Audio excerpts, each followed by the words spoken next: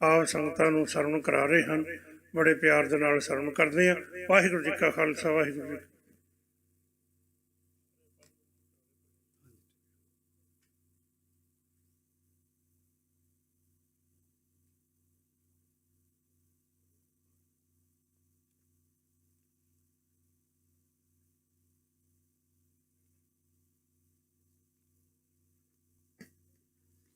ਵਾਹਿਗੁਰੂ ਸਾਹਿਬ ਜੀ। ਗੁਰੂ ਨਾਨਕ ਪਦ ਪੰਕਜ ਬੰਦਨ, ਪਦ ਪੰਕਜ ਬੰਦਨ। ਸਿਮਰੋ ਅੰਗਦ ਦੁਖ ਨਿਕੰਦਨ, ਅਮਰਦਾਸ ਹਿਰਦੈ ਨਿਤ ਧਿਆਵੋ, ਹਿਰਦੈ ਨਿਤ ਧਿਆਵੋ। ਸ਼੍ਰੀ ਗੁਰੂ ਰਾਮਦਾਸ ਗੁਣ ਗਾਵੋ। ਸ਼੍ਰੀ ਅਰਜਨ ਬਿਘਨਨ ਕੇ ਨਾਸਕ, ਬਿਘਨਨ ਕੇ ਨਾਸਕ। ਹਰਿ ਗੋਬਿੰਦ ਸ਼ੁਭ ਸੁਮਤਿ ਪ੍ਰਕਾਸ਼ਕ। ਸ਼੍ਰੀ ਹਰਿ ਰਾਇ ਨਮੋ ਕਰ ਜੋਰੀ, ਨਮੋ ਕਰ ਜੋਰੀ। ਸ਼੍ਰੀ ਹਰਿ ਕ੍ਰਿਸ਼ਨ ਮਨਾਉ ਬਹੋਰੀ। ਤੇਗ ਬਹਾਦਰ ਪਰਮ ਕਿਰਪਾਲਾ, ਸਤਿਗੁਰ ਪਰਮ ਕਿਰਪਾਲਾ। ਸ਼੍ਰੀ ਗੁਰੂ ਗੋਬਿੰਦ ਸਿੰਘ ਵਿਸਾਲਾ। ਤਰੋਂ ਤਰਾ ਪਰ ਪੁੰਨ ਪੁੰਨ ਸੀਸਾ, ਵਾਹਿਗੁਰੂ ਪੁੰਨ ਪੁੰਨ ਸੀਸਾ। ਬੰਦੋ ਬਾਰ ਬਾਰ ਜਗਦੀਸਾ। ਜਿਸ ਮਹਿ ਅੰਮ੍ਰਿਤ ਗਿਆਨ ਹੈ, ਮਾਣਕ ਭਗਤ ਵੈਰਾਗ। ਸ਼੍ਰੀ ਗੁਰੂ ਗ੍ਰੰਥ ਸਾਹਿਬ ਉਦਦ, ਬੰਦੋ ਕਰ ਅਨੁਰਾਗ। ਕਹਾਂ ਬੁੱਧ ਪ੍ਰਭ ਤੁਛ ਹਮਾਰੀ, ਬਰਨ ਸਕੈ ਮਹਿਮਾ ਜੋ ਤਿਹਾਰੀ। ਹਮ ਨਾ ਸਕਤ ਕਰ ਸਿਫਤ ਤੁਮਾਰੀ, ਆਪ ਲਿਹੋ ਤੁਮ ਕਥਾ ਸੁਧਾਰੀ। ਏਕ ਓੰਕਾਰਾ ਸਤਿਗੁਰੂ, ਤਿਹ ਪ੍ਰਸਾਦ ਸਚ ਹੋਏ। ਵਾਹਿਗੁਰੂ ਜੀ ਕੀ ਫਤਿਹ ਹੈ, ਵਿਘਨ ਵਿਨਾਸ਼ਨ ਸੋਏ। ਏਕ ਓੰਕਾਰਾ ਸਤਿਗੁਰੂ, ਤਿਹ ਪ੍ਰਸਾਦ ਸਚ ਹੋਏ। ਵਾਹਿਗੁਰੂ ਜੀ ਕੀ ਫਤਿਹ ਹੈ, ਵਿਘਨ ਵਿਨਾਸ਼ਨ ਸੋਏ। ਦੋਹਰਾ ਮੋਮਨ ਚੜਿਓ ਸਿੰਘਾਸਨ ਪੈ, ਸੰਗ ਲੈ ਕਈ ਸਰਦਾਰ। ਮੋਹਰੈ ਰਾਤ ਸੋ 19 ਲਈ, ਬੇਖਬਰ ਹੋਏ ਸਿੰਘ ਮਾਰ। ਵਾਹਿਗੁਰੂ ਜੀ ਕਾ ਖਾਲਸਾ, ਵਾਹਿਗੁਰੂ ਜੀ ਕੀ ਫਤਿਹ। ਚਵਰ ਸ਼ਵਰ ਤਖਤ ਦੇ ਮਾਲਕ ਧੰਨ ਸਤਿਗੁਰੂ ਗੁਰੂ ਗ੍ਰੰਥ ਸਾਹਿਬ ਮਹਾਰਾਜ ਸੱਚੇ ਪਾਤਸ਼ਾਹ ਜੀ ਦੀ ਪਾਵਨ ਪਵਿੱਤਰ ਹਜ਼ੂਰੀ ਦੇ ਅੰਦਰ ਸੰਧਿਆ ਸਮੇਂ ਇਤਿਹਾਸ ਦੀ ਲੜੀਵਾਰ ਕਥਾ ਅੰਦਰ ਹਾਜ਼ਰੀ ਭਰ ਰਹੇ ਗੁਰੂ ਸਰੂਪ ਗੁਰੂ ਖਾਲਸਾ ਜੀ, ਸਤਿਗੁਰੂ ਦੀ ਅਪਾਰ ਬਖਸ਼ਿਸ਼ ਰਹਿਮਤ ਸਦਕਾ ਇਹ ਸਮਾਂ ਪ੍ਰਾਪਤ ਹੋਇਆ ਹੈ। ਇਸ ਸਮੇਂ ਨੂੰ ਸਫਲਾ ਕਰੀਏ। ਬੇਨਤੀ ਹੈ ਵਿਚਾਰ ਆਰੰਭ ਕਰਨ ਤੋਂ ਪਹਿਲਾਂ ਇੱਕ ਵਾਰ ਮਨੇ ਬਿਰਤੀਆਂ ਇਕਾਗਰ ਚਿੱਤ ਕਰੀਏ। ਸਤਿਗੁਰੂ ਗੁਰੂ ਗੋਬਿੰਦ ਸਿੰਘ ਮਹਾਰਾਜ ਸੱਚੇ ਪਾਤਸ਼ਾਹ ਜੀ ਨੂੰ ਹਾਜ਼ਰ ਨਾਜ਼ਰ ਜਾਣਦੇ ਹੋਏ ਦੋਵੇਂ ਹੱਥ ਜੋੜ ਕੇ ਸਤਿਗੁਰਾਂ ਨੂੰ ਸੀਸ ਝੁਕਾਉਂਦੇ ਹੋਏ ਪਿਆਰ ਸਹਿਤ ਉਚਾਰਨ ਕਰੋ। ਸਤਨਾਮ ਸ਼੍ਰੀ ਵਾਹਿਗੁਰੂ ਸਾਹਿਬ ਜੀ, ਸਤਨਾਮ ਸ਼੍ਰੀ ਵਾਹਿਗੁਰੂ ਸਾਹਿਬ ਜੀ। ਦੋਹਰਾ ਮੋਮਨ ਚੜਿਓ ਸਿੰਘਨ ਪੈ, ਸੰਗ ਲੈ ਕਈ ਸਰਦਾਰ। ਗੁਰੂ ਸਰੂਪ ਗੁਰੂ ਖਾਲਸਾ ਸਾਧ ਸੰਗਤ ਜੀ, ਬੀਤੇ ਦਿਨੀ ਆਪ ਜੀ ਨੇ ਸਰਵਣ ਕੀਤਾ ਬਾਬਾ ਜੀ ਬਾਬਾ ਤਾਰਾ ਸਿੰਘ ਜੀ ਨਿਹੰਗ ਸਿੰਘ ਵਾਂ ਵਾਲਿਆਂ ਦਾ ਉਹ ਇਤਿਹਾਸਕ ਪੱਖ ਕਿ ਜਿਸ ਵਿੱਚ ਸਮੇਂ-ਸਮੇਂ ਸਿਰ ਉਹਨਾਂ ਨੂੰ ਆ ਕਰਕੇ ਸਿੰਘਾਂ ਨੇ ਬੇਨਤੀਆਂ ਕੀਤੀਆਂ ਕਿ ਮਹਾਂਪੁਰਸ਼ੋ ਲਾਹੌਰ ਤੋਂ ਤੁਰਕਾਂ ਦੀ ਫੌਜ ਚੜ੍ਹ ਕੇ ਆ ਰਹੀ ਹੈ, ਆਪ ਜੀ ਆਪਣੀ ਜਾਨ ਬਚਾ ਕਰਕੇ ਇੱਥੋਂ ਚਲੇ ਜਾਓ, ਜੰਗਲਾਂ ਵਿੱਚ ਚਲੇ ਜਾਓ, ਕਿਉਂਕਿ ਜਦੋਂ ਤੁਰਕਾਂ ਦੀ ਫੌਜ ਵੱਡੀ ਗਿਣਤੀ ਵਿੱਚ ਚੜ੍ਹ ਕੇ ਆਵੇਗੀ ਉਹਨਾਂ ਦਾ ਮੁਕਾਬਲਾ ਕਰਨਾ ਸਾਡੇ ਵਾਸਤੇ ਬਹੁਤ ਮੁਸ਼ਕਲ ਬਣ ਜਾਵੇਗਾ। ਪਰ ਖਾਲਸਾ ਜੀ ਬਾਬਾ ਤਾਰਾ ਸਿੰਘ ਜੀ ਨੇ ਬਚਨ ਕੀਤਾ ਕਿ ਖਾਲਸਾ ਜੀ, ਜੇਕਰ ਕੋਈ ਵੀ ਸੰਸਾਰ ਦੇ ਤਖਤੇ ਤੋਂ ਮੌਤ ਤੋਂ ਭੱਜਿਆ ਤੇ ਮੌਤ ਤੋਂ ਭੱਜ ਕਰਕੇ ਕੋਈ ਜੀਵਤ ਨਹੀਂ ਰਿਹਾ, ਕੋਈ ਜਿਤਨਾ ਮਰਜੀ ਮੌਤ ਤੋਂ ਭੱਜੇ, ਪਰ ਮੌਤ ਸਦਾ ਅਸਮਾਨ ਦੀ ਤਰ੍ਹਾਂ ਹਰ ਇੱਕ ਬੰਦੇ ਦੇ ਸਿਰ ਦੇ ਉੱਤੇ ਮੰਡਰਾ ਰਹੀ ਹੈ। ਇਸੇ ਕਰਕੇ ਸਤਿਗੁਰੂ ਗੁਰੂ ਗੋਬਿੰਦ ਸਿੰਘ ਮਹਾਰਾਜ ਜੀ ਨੇ ਵੀ ਆਪਣੀ ਬਾਣੀ ਦੇ ਵਿੱਚ ਬਚਨ ਕੀਤੇ ਨੇ ਸਰਬਲੋ ਗ੍ਰੰਥ ਸਾਹਿਬ ਚ ਕਿ ਰੇ ਚਿਤ ਚੇਤ ਚਿੰਤਾਮਨ ਨਾਮ ਹਰੀ, ਆਜ ਕਾਲ ਤੋਹੇ ਗ੍ਰਸ ਹੈ ਭੀਰ ਪੁਝਾਰ ਤਫਸੀਸ ਪਰੀ, ਜਿਉ ਜਲ ਤੰਤ ਮੀਨ ਕੋ ਫਾਸਤ ਤਿਉ ਤੋਹੇ ਫਾਸਤ ਕਾਲ ਜਰੀ। ਕਿ ਸਿੱਖਾ ਤੂੰ ਸੁਚੇਤ ਹੋ ਕਰਕੇ ਪ੍ਰਮਾਤਮਾ ਦੇ ਨਾਮ ਨੂੰ, ਅਕਾਲ ਪੁਰਖ ਦੇ ਨਾਮ ਨੂੰ ਚੇਤੇ ਕਰ, ਕਿਉਂਕਿ ਤੇਰੇ ਸਿਰ ਦੇ ਉੱਤੇ ਕਾਲ ਰੂਪੀ ਤੇਂਦੂਆ ਮੰਡਰਾ ਰਿਹਾ ਹੈ।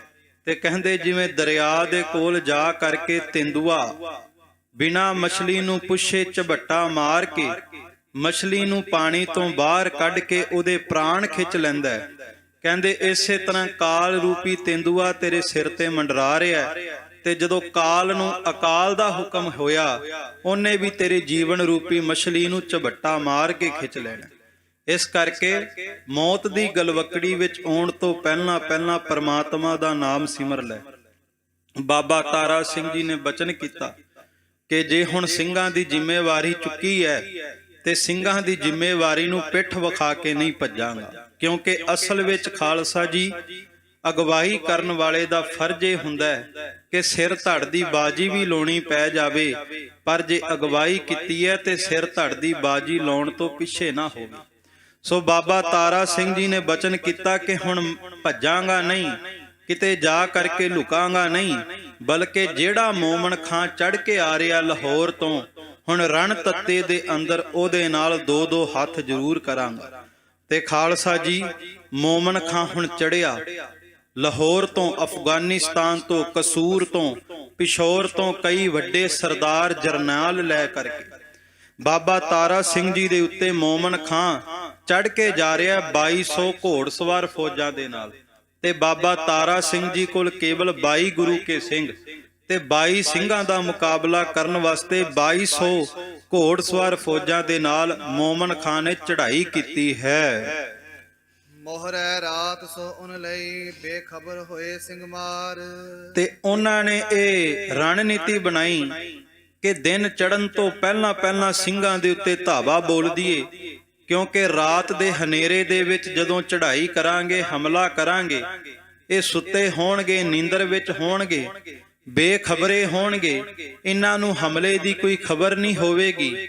ਤੇ ਜਦੋਂ ਬੇਖਬਰੇ ਹੋਣਗੇ, ਨੀਂਦਰ ਵਿੱਚ ਹੋਣਗੇ ਤੇ ਮਾਰਨੇ ਬਹੁਤ ਸੁਖੈਲੇ ਹੋ ਜਾਣਗੇ। ਤੋ ਸੋ ਉਪਲ ਗੋਤ ਜੱਟ ਮਿਲਿਓ ਘਮੰਡੋ ਜਾਏ। ਪਰ ਖਾਲਸਾ ਜੀ ਇੱਕ ਉਪਲ ਗੋਤ ਦਾ ਜੱਟ ਬਰਾਦਰੀ ਤੋਂ ਤਾਲੁਕਾਤ ਰੱਖਣ ਵਾਲਾ ਘੁਮੰਡਾ, ਕਹਿੰਦੇ ਇਹਦਾ ਨਾਮ ਸੀ ਘੁਮੰਡ ਸਿੰਘ। ਇਹ ਖਾਲਸਾ ਜੀ ਜਦੋਂ ਇਹਨੇ ਵੇਖਿਆ ਕਿ ਮੋਮਨ ਖਾਂ ਚੜ੍ਹ ਕੇ ਜਾ ਰਿਹਾ, ਕਹਿੰਦੇ ਇਹਨੇ ਮੋਮਨ ਖਾਂ ਦੇ ਨਾਲ ਮੁਲਾਕਾਤ ਕੀਤੀ। ਤਾਰਾ ਸਿੰਘ ਨਿਹੰਗ ਕੋ ਮੈਂ ਚਲ ਦਿਓ ਦਿਖਾਏ। ਤੇ ਮੋਮਨ ਖਾਂ ਨੂੰ ਪੁੱਛਦਾ ਹੈ ਕਿ ਅੱਜ ਫੌਜ ਦੀ ਚੜ੍ਹਾਈ ਕਿੱਧਰ ਹੋ ਰਹੀ ਹੈ।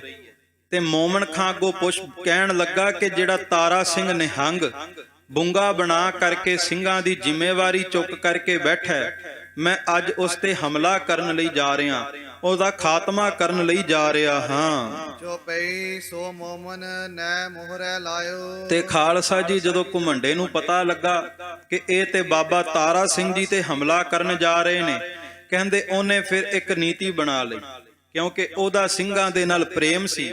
ਉਹਨੇ ਕਿਹਾ ਕਿ ਤੁਹਾਨੂੰ ਬਾਬਾ ਤਾਰਾ ਸਿੰਘ ਦੇ ਬੁੰਗੇ ਦਾ ਪਤਾ ਮੈਂ ਦੱਸ ਦਿੰਨਾ, ਤੁਹਾਨੂੰ ਪਤਾ ਨਹੀਂ ਲੱਗਣਾ ਕਿ ਬਾਬਾ ਤਾਰਾ ਸਿੰਘ ਦਾ ਪੜਾਅ ਕਿੱਥੇ ਹੈ।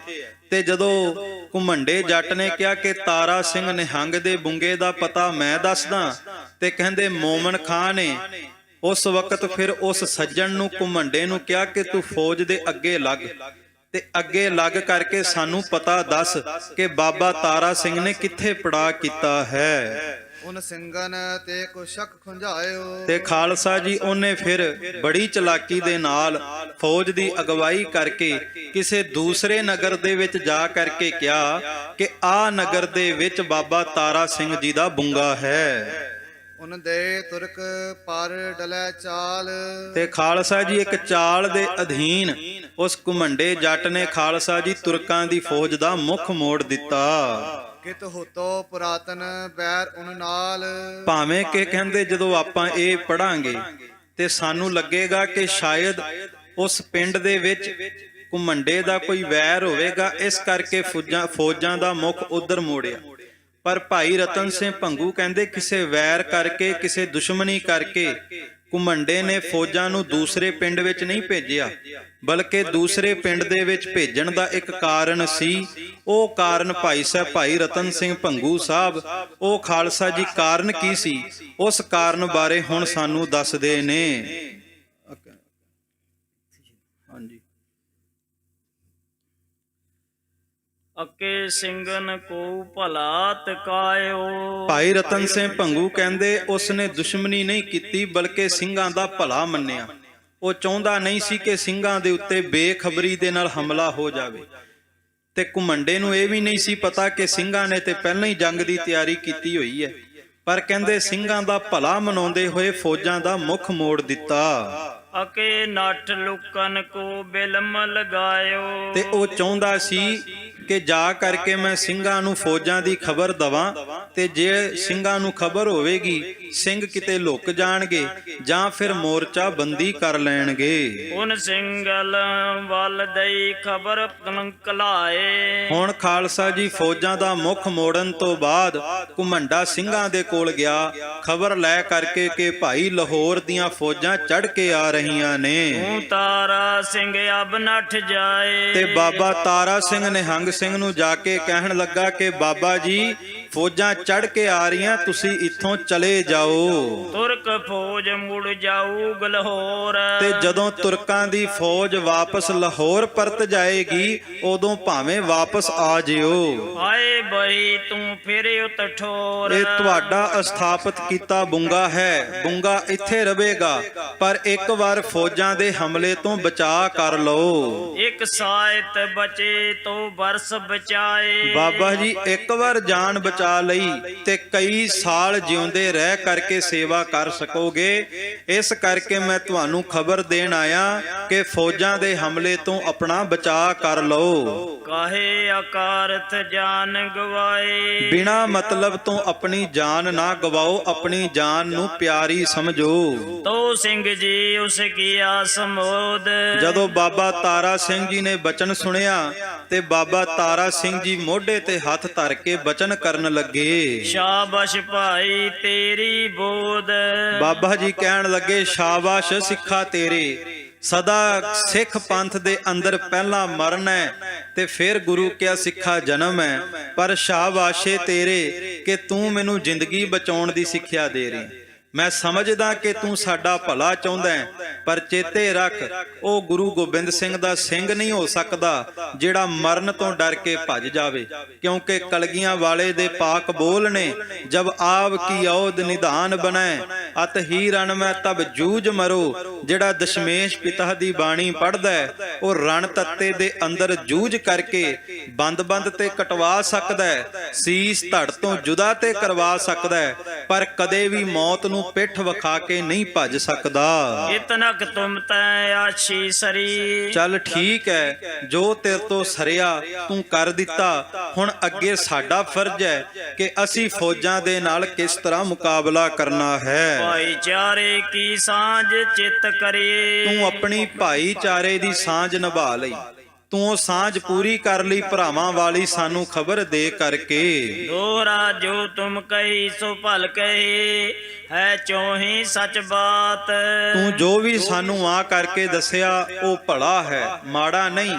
ਤੂੰ ਸਾਡੀ ਪਰਵਾਹ ਕੀਤੀ, ਫਿਕਰ ਕੀਤਾ, ਉਹ ਚੰਗਾ ਕੀਤਾ। ਹਮੇ ਸ਼ਹੀਦੀ ਚਿਤ ਧਰੀ, ਹਮ ਨਠਨੈ ਕਿਤ ਜਾਤ। ਪਰ ਗੁਰੂ ਕਿਹਾ ਸਿੱਖਾ, ਮੈਂ ਤੇ ਸਦੀਆਂ ਤੋਂ ਆਪਣੇ ਮਨ ਦੇ ਅੰਦਰ, ਆਪਣੇ ਹਿਰਦੇ ਦੇ ਅੰਦਰ ਸ਼ਹੀਦੀ ਦਾ ਚਾਅ ਪੈਦਾ ਕਰਕੇ ਬੈਠਾ ਹੋਇਆ।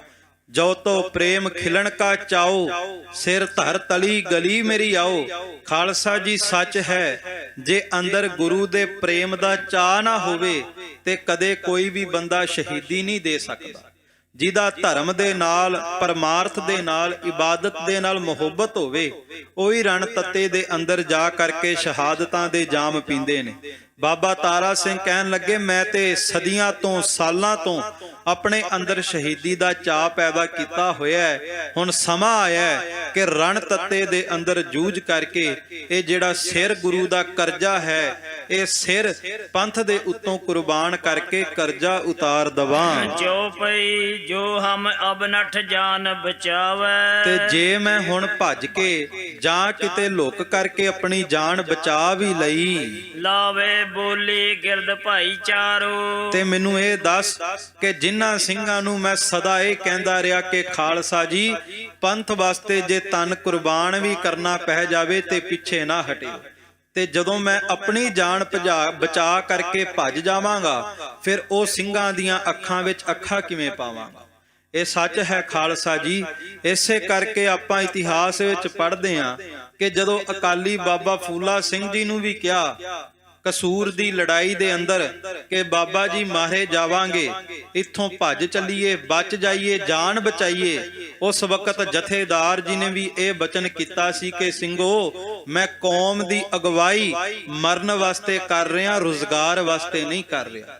ਕੌਮ ਦੀ ਅਗਵਾਈ ਕਦੇ ਰੁਜ਼ਗਾਰ ਵਾਸਤੇ, ਮਾਇਆ ਵਾਸਤੇ ਨਹੀਂ, ਬਲਕਿ ਸਿਰ ਧੜ ਦੀ ਬਾਜੀ ਲਾਉਣ ਵਾਲਿਆਂ ਵਾਸਤੇ ਹੁੰਦੀ ਹੈ।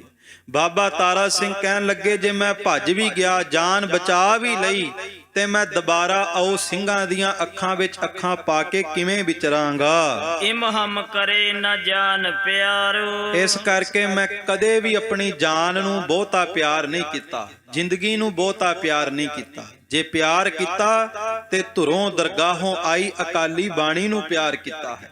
ਤੇ ਹੁਣ ਉਸ ਅਕਾਲੀ ਬਾਣੀ ਵਾਸਤੇ, ਉਸ ਅਕਾਲੀ ਪੰਥ ਵਾਸਤੇ ਤਨ ਕੁਰਬਾਨ ਕਰਨ ਦਾ ਸਮਾਂ ਆਇਆ ਹੈ। ਉਤ ਡਲਵਾਲਨ ਖਬਰੇ ਭਈ। ਸੋ ਖਾਲਸਾ ਜੀ, ਇਸ ਤਰ੍ਹਾਂ ਜਦੋਂ ਖਬਰਾਂ ਮਿਲ ਗਈਆਂ ਕਿ ਫੌਜਾਂ ਚੜ ਕੇ ਆ ਰਹੀਆਂ, ਪਰ ਉਸ ਵਕਤ ਵੀ ਗੁਰੂ ਕੇ ਸਿੰਘਾਂ ਦੇ ਹੌਸਲੇ ਨਹੀਂ ਟੁੱਟੇ। ਮਿਲੇ ਦੌੜ ਸੋ ਆਗੇ ਜਈ। ਹੁਣ ਉਧਰੋਂ ਤੁਰਕਾਂ ਦੀ ਫੌਜ ਜਿਹੜੀ ਦੂਸਰੇ ਨਗਰ ਦੇ ਵਿੱਚ ਚਲੀ ਗਈ ਸੀ, ਉਹਨਾਂ ਨੂੰ ਵੀ ਪਤਾ ਲੱਗ ਗਿਆ ਕਿ ਇਹ ਤਾਂ ਨਗਰ ਗਲਤ ਦੱਸ ਦਿੱਤਾ ਉਸ ਸੱਜਣ ਨੇ।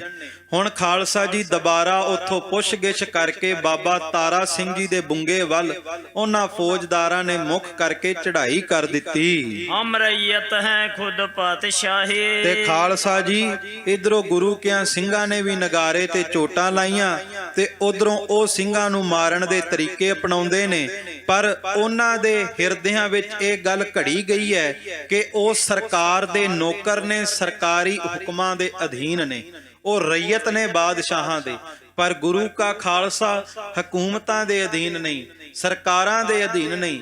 ਇਧਰੋਂ ਗੁਰੂ ਕਾ ਖਾਲਸਾ ਅਕਾਲ ਪੁਰਖ ਦੇ ਹੁਕਮ ਦੀ ਅਧੀਨਗੀ ਕਰ ਰਿਹਾ ਹੈ। ਹਮੈ ਰਾਠ ਸਿੰਘ ਚੋਰ ਕੋ ਨਾਹੀ। ਤੇ ਖਾਲਸਾ ਜੀ ਉਹ ਜਿਹੜੇ ਮੁਗਲ ਸਨ, ਉਹ ਕਹਿੰਦੇ ਕਿ ਸਾਡੇ ਵਿੱਚ ਕੋਈ ਚੋਰ ਨਹੀਂ, ਸਾਡੇ ਵਿੱਚ ਕੋਈ ਜਿਹੜਾ ਕਿ ਸਰਕਾਰ ਦਾ ਅਪਰਾਧੀ ਨਹੀਂ। ਪਰ ਉਧਰੋਂ ਗੁਰੂ ਕੇ ਸਿੰਘਾਂ ਨੂੰ ਚੋਰ ਸਮਝ ਕਰਕੇ ਸਿੰਘਾਂ ਦੇ ਉੱਤੇ ਹਮਲਾ ਕਰਨ ਜਾ ਰਹੇ ਨੇ। ਤੋਲੋਂ ਸਿੰਘਨ ਨਗਾਰਾ ਕਰਾਇਆ। ਪਰ ਜਦੋਂ ਫੌਜਾਂ ਚੜ ਕੇ ਆ ਰਹੀਆਂ, ਉਹਨਾਂ ਨੂੰ ਪਤਾ ਨਹੀਂ ਲੱਗਦਾ, ਕਿਉਂਕਿ ਉਧਰੋਂ 2200 ਘੋੜਸਵਾਰ ਫੌਜਾਂ, ਇਧਰੋਂ 22 ਗੁਰੂ ਕੇ ਸਿੰਘ। ਤੇ ਕਹਿੰਦੇ ਇਹ ਪਹਿਲੀ ਵਾਰ ਹੋਇਆ ਕਿ ਜਦੋਂ ਕਿਸੇ ਤੇ ਹਮਲਾ ਕੋਈ ਕਰਨ ਜਾ ਰਿਹਾ ਹੋਵੇ, ਤੇ ਜਿਨ੍ਹਾਂ ਤੇ ਹਮਲਾ ਹੋ ਰਿਹਾ ਉਹਨਾਂ ਨੇ ਖੁਦ ਨਗਾਰੇ ਤੇ ਚੋਟ ਲਾ ਕਰਕੇ ਦੱਸਿਆ ਕਿ ਤੁਰਕੋ, ਉਹ ਪਠਾਣੋ, ਕਿੱਧਰ ਜਾ ਕਰਕੇ ਰੜੇ ਮੈਦਾਨ ਦੇ ਅੰਦਰ ਘੋੜੇ ਦੌੜਾ ਰਹੇ ਹੋ। ਗੁਰੂ ਕੇ ਖਾਲਸੇ ਦਾ ਬੁੰਗਾ ਇਸ ਜਗ੍ਹਾ ਤੇ ਹੈ। ਕਹਿੰਦੇ ਜਦੋਂ ਗੁਰੂ ਕਿਆਂ ਸਿੰਘਾਂ ਨੇ ਨਗਾਰੇ ਤੇ ਚੋਟ ਲਾਈ ਤਾਂ ਫੌਜਾਂ ਨੂੰ ਪਤਾ ਲੱਗਾ ਕਿ ਗੁਰੂ ਕੇ ਖਾਲਸੇ ਨੇ ਮੋਰਚਾਬੰਦੀ ਕਿਸ ਥਾਂ ਤੇ ਕੀਤੀ ਹੈ। ਸੋ ਤੁਰਕਨ ਨੇ ਬੈ ਸੁਣ ਪਾਇਆ। ਕਿਉਂਕਿ ਜਦੋਂ ਖਾਲਸੇ ਦੇ ਨਗਾਰੇ ਤੇ ਚੋਟ ਪੈਂਦੀ ਹੈ ਖਾਲਸਾ ਜੀ, ਤੇ ਮੁਗਲ ਹਕੂਮਤ ਦੇ ਕਿਲੇ ਦੀਆਂ ਕੰਧਾਂ ਤੱਕ ਵੀ ਧੱਕ ਪੈਂਦੀ ਸੀ।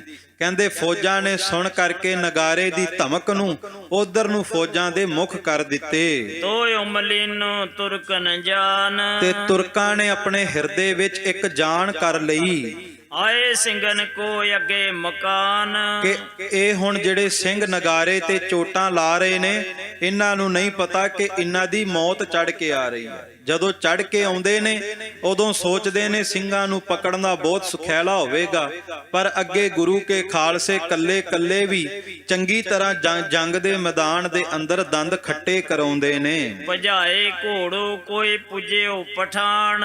ਤੇ ਖਾਲਸਾ ਜੀ ਉਸ ਫੌਜ ਦੇ ਅੰਦਰ ਇੱਕ ਪਠਾਨ ਸੀ। ਜਦੋਂ ਉਸ ਪਠਾਨ ਨੇ ਵੇਖਿਆ ਕਿ ਸਿੰਘਾਂ ਨੇ ਨਗਾਰੇ ਤੇ ਚੋਟ ਲਾਈ ਹੈ ਤੇ ਫੌਜਾਂ ਨੇ ਆਪਣਾ ਮੁਖ ਵੀ ਸਿੰਘਾਂ ਵੱਲ ਕਰ ਦਿੱਤਾ ਹੈ, ਉਹ ਜਿਹੜਾ ਪਠਾਨ ਸੀ ਗੁਰੂ ਘਰ ਦਾ ਸ਼ਰਧਾਲੂ ਸੀ, ਤੇ ਉਸ ਪਠਾਨ ਨੂੰ ਪਹਿਲਾਂ ਨਹੀਂ ਸੀ ਪਤਾ ਕਿ ਸਿੰਘਾਂ ਤੇ ਹਮਲਾ ਕਰਨ ਜਾ ਰਹੇ ਨੇ। ਕਿਉਂਕਿ ਅੱਜ ਵੀ ਦੇਸ਼ਾਂ ਦੇ ਵਿੱਚ ਫੌਜਾਂ ਨੂੰ, ਸਿਪਾਹੀਆਂ ਨੂੰ ਪਹਿਲਾਂ ਨਹੀਂ ਦੱਸਿਆ ਜਾਂਦਾ ਕਿ ਹਮਲਾ ਕਿੱਥੇ ਹੋਵੇਗਾ। ਜਦੋਂ ਜੰਗ ਦੇ ਮੈਦਾਨ ਵਿੱਚ ਚਲੇ ਜਾਂਦੇ ਨੇ ਉੱਥੇ ਜਾ ਕਰਕੇ ਪਤਾ ਲੱਗਦਾ ਕਿ ਦੁਸ਼ਮਣ ਕੌਣ ਹੈ। ਇਸੇ ਤਰ੍ਹਾਂ ਪਹਿਲਾਂ ਵੀ ਮੁਗਲ ਹਕੂਮਤ ਸਿਪਾਹੀਆਂ ਨੂੰ ਨਹੀਂ ਸੀ ਦੱਸਦੀ ਕਿ ਹਮਲਾ ਕਿਸ ਤੇ ਕੀਤਾ ਜਾਣਾ ਹੈ। ਹਕੂਮਤ ਨੂੰ ਇਹ ਡਰ ਹੁੰਦਾ ਸੀ ਕਿ ਕਿਤੇ ਕੋਈ ਸਿਪਾਹੀ ਦੁਸ਼ਮਣ ਨੂੰ ਜਾ ਕਰਕੇ ਖਬਰ ਨਾ ਕਰ ਦੇਵੇ। ਤੇ ਜਦੋਂ ਉਸ ਪਠਾਨ ਨੂੰ ਪਤਾ ਲੱਗਾ ਕਿ 2200 ਘੋੜਸਵਾਰ ਪਠਾਨਾਂ ਦੀ ਫੌਜ ਸਿੰਘਾਂ ਤੇ ਹਮਲਾ ਕਰਨ ਜਾ ਰਹੀ ਹੈ, ਕਹਿੰਦੇ ਉਹਨਾਂ ਵਿੱਚੋਂ ਇੱਕ ਪਠਾਨ ਨੇ ਘੋੜਾ ਸਿੰਘਾਂ ਵੱਲ ਭਜਾਇਆ।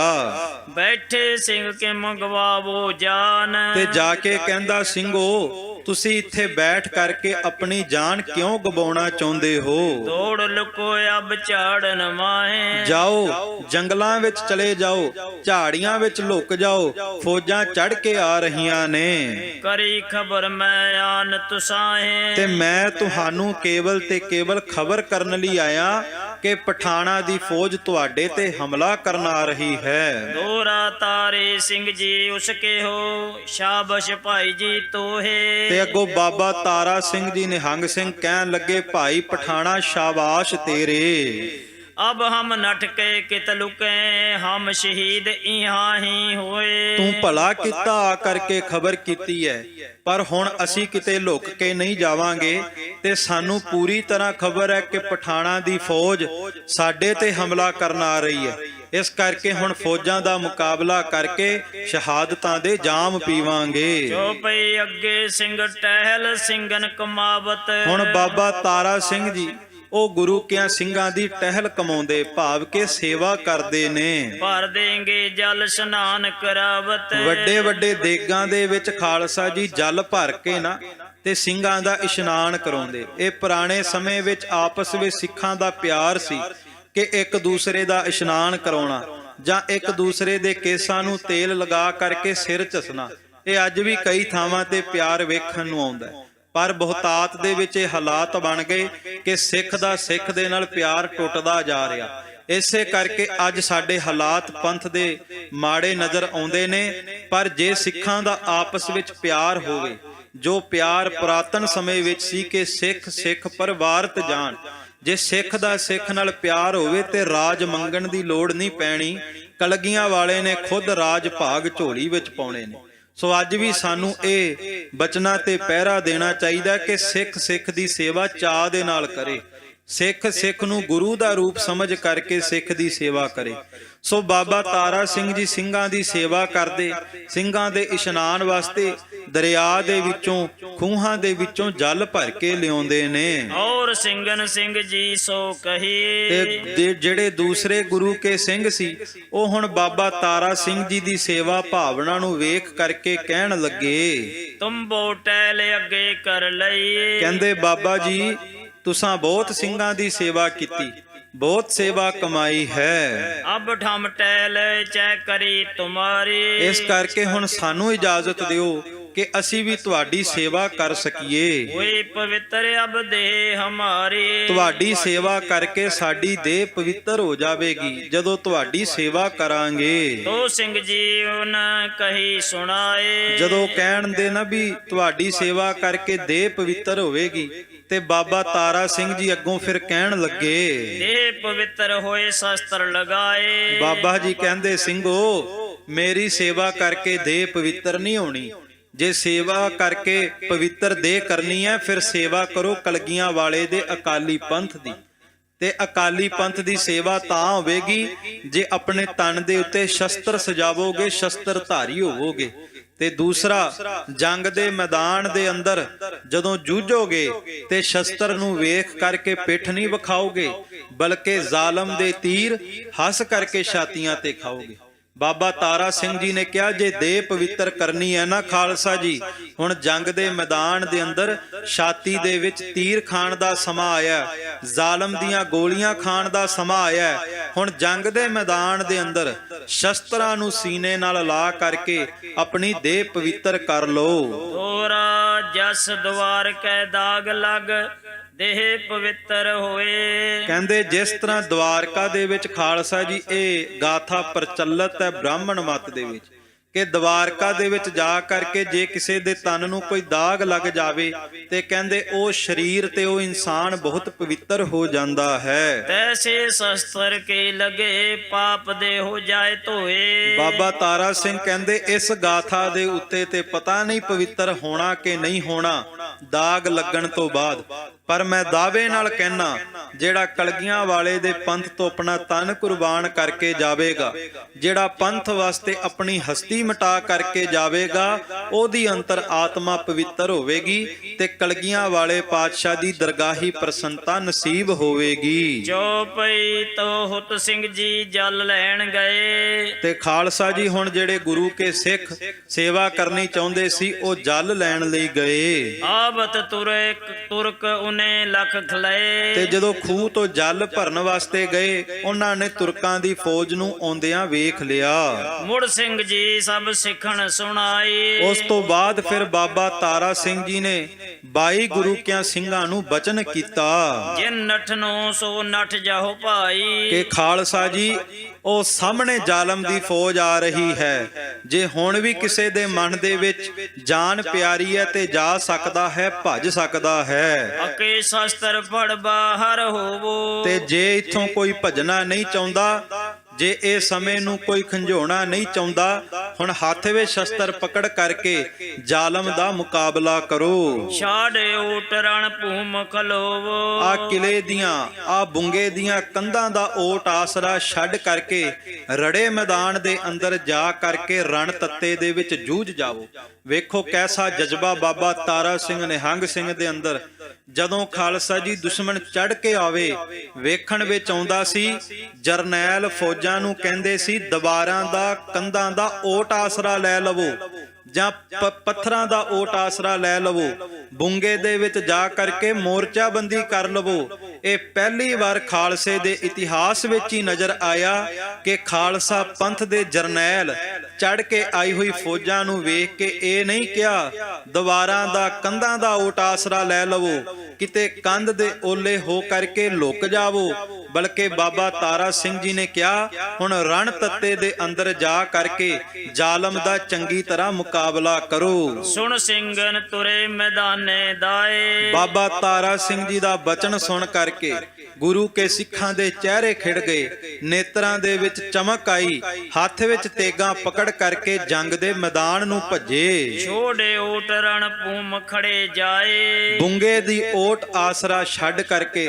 ਦੀਵਾਰਾਂ ਦਾ ਓਟ ਆਸਰਾ ਛੱਡ ਕਰਕੇ ਰਣ ਤੱਤੇ ਦੇ ਅੰਦਰ ਪਰਬਤ ਦੀ ਤਰ੍ਹਾਂ ਪਹਾੜ ਦੀ ਤਰ੍ਹਾਂ ਗੁਰੂ ਕੇ ਖਾਲਸੇ ਖੜੇ ਹੋ ਗਏ। ਦੋਰਾ ਉਤਤੇ ਤੁਰਕ ਤੋਂ ਆਏ ਪਏ ਬਜਾਏ ਧੌਂਸ ਨਗਾਰ। ਤੇ ਉਧਰੋਂ ਖਾਲਸਾ ਜੀ ਤੁਰਕਾਂ ਦੀ ਫੌਜ ਉਹ ਆਪਣੇ ਨਗਾਰੇ ਤੇ ਚੋਟ ਲਾਉਂਦੀ ਆਉਂਦੀ ਹੈ।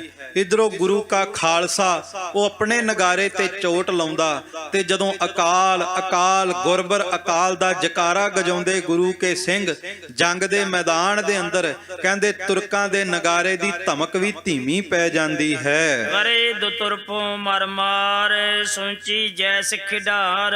ਖਾਲਸਾ ਜੀ ਕਹਿੰਦੇ ਸਾਰੇ ਤਰਫਾਂ ਤੋਂ, ਦੋਵੇਂ ਤਰਫਾਂ ਤੋਂ ਤੁਰਕਾਂ ਦੀ ਫੌਜ ਹਮਲਾ ਕਰਦੀ ਹੈ। ਚੋਪਈ ਪ੍ਰਥਮ ਬੁਲਾਕਾ ਸਿੰਘ ਅੱਗਿਓਂ ਧਾਇਓ।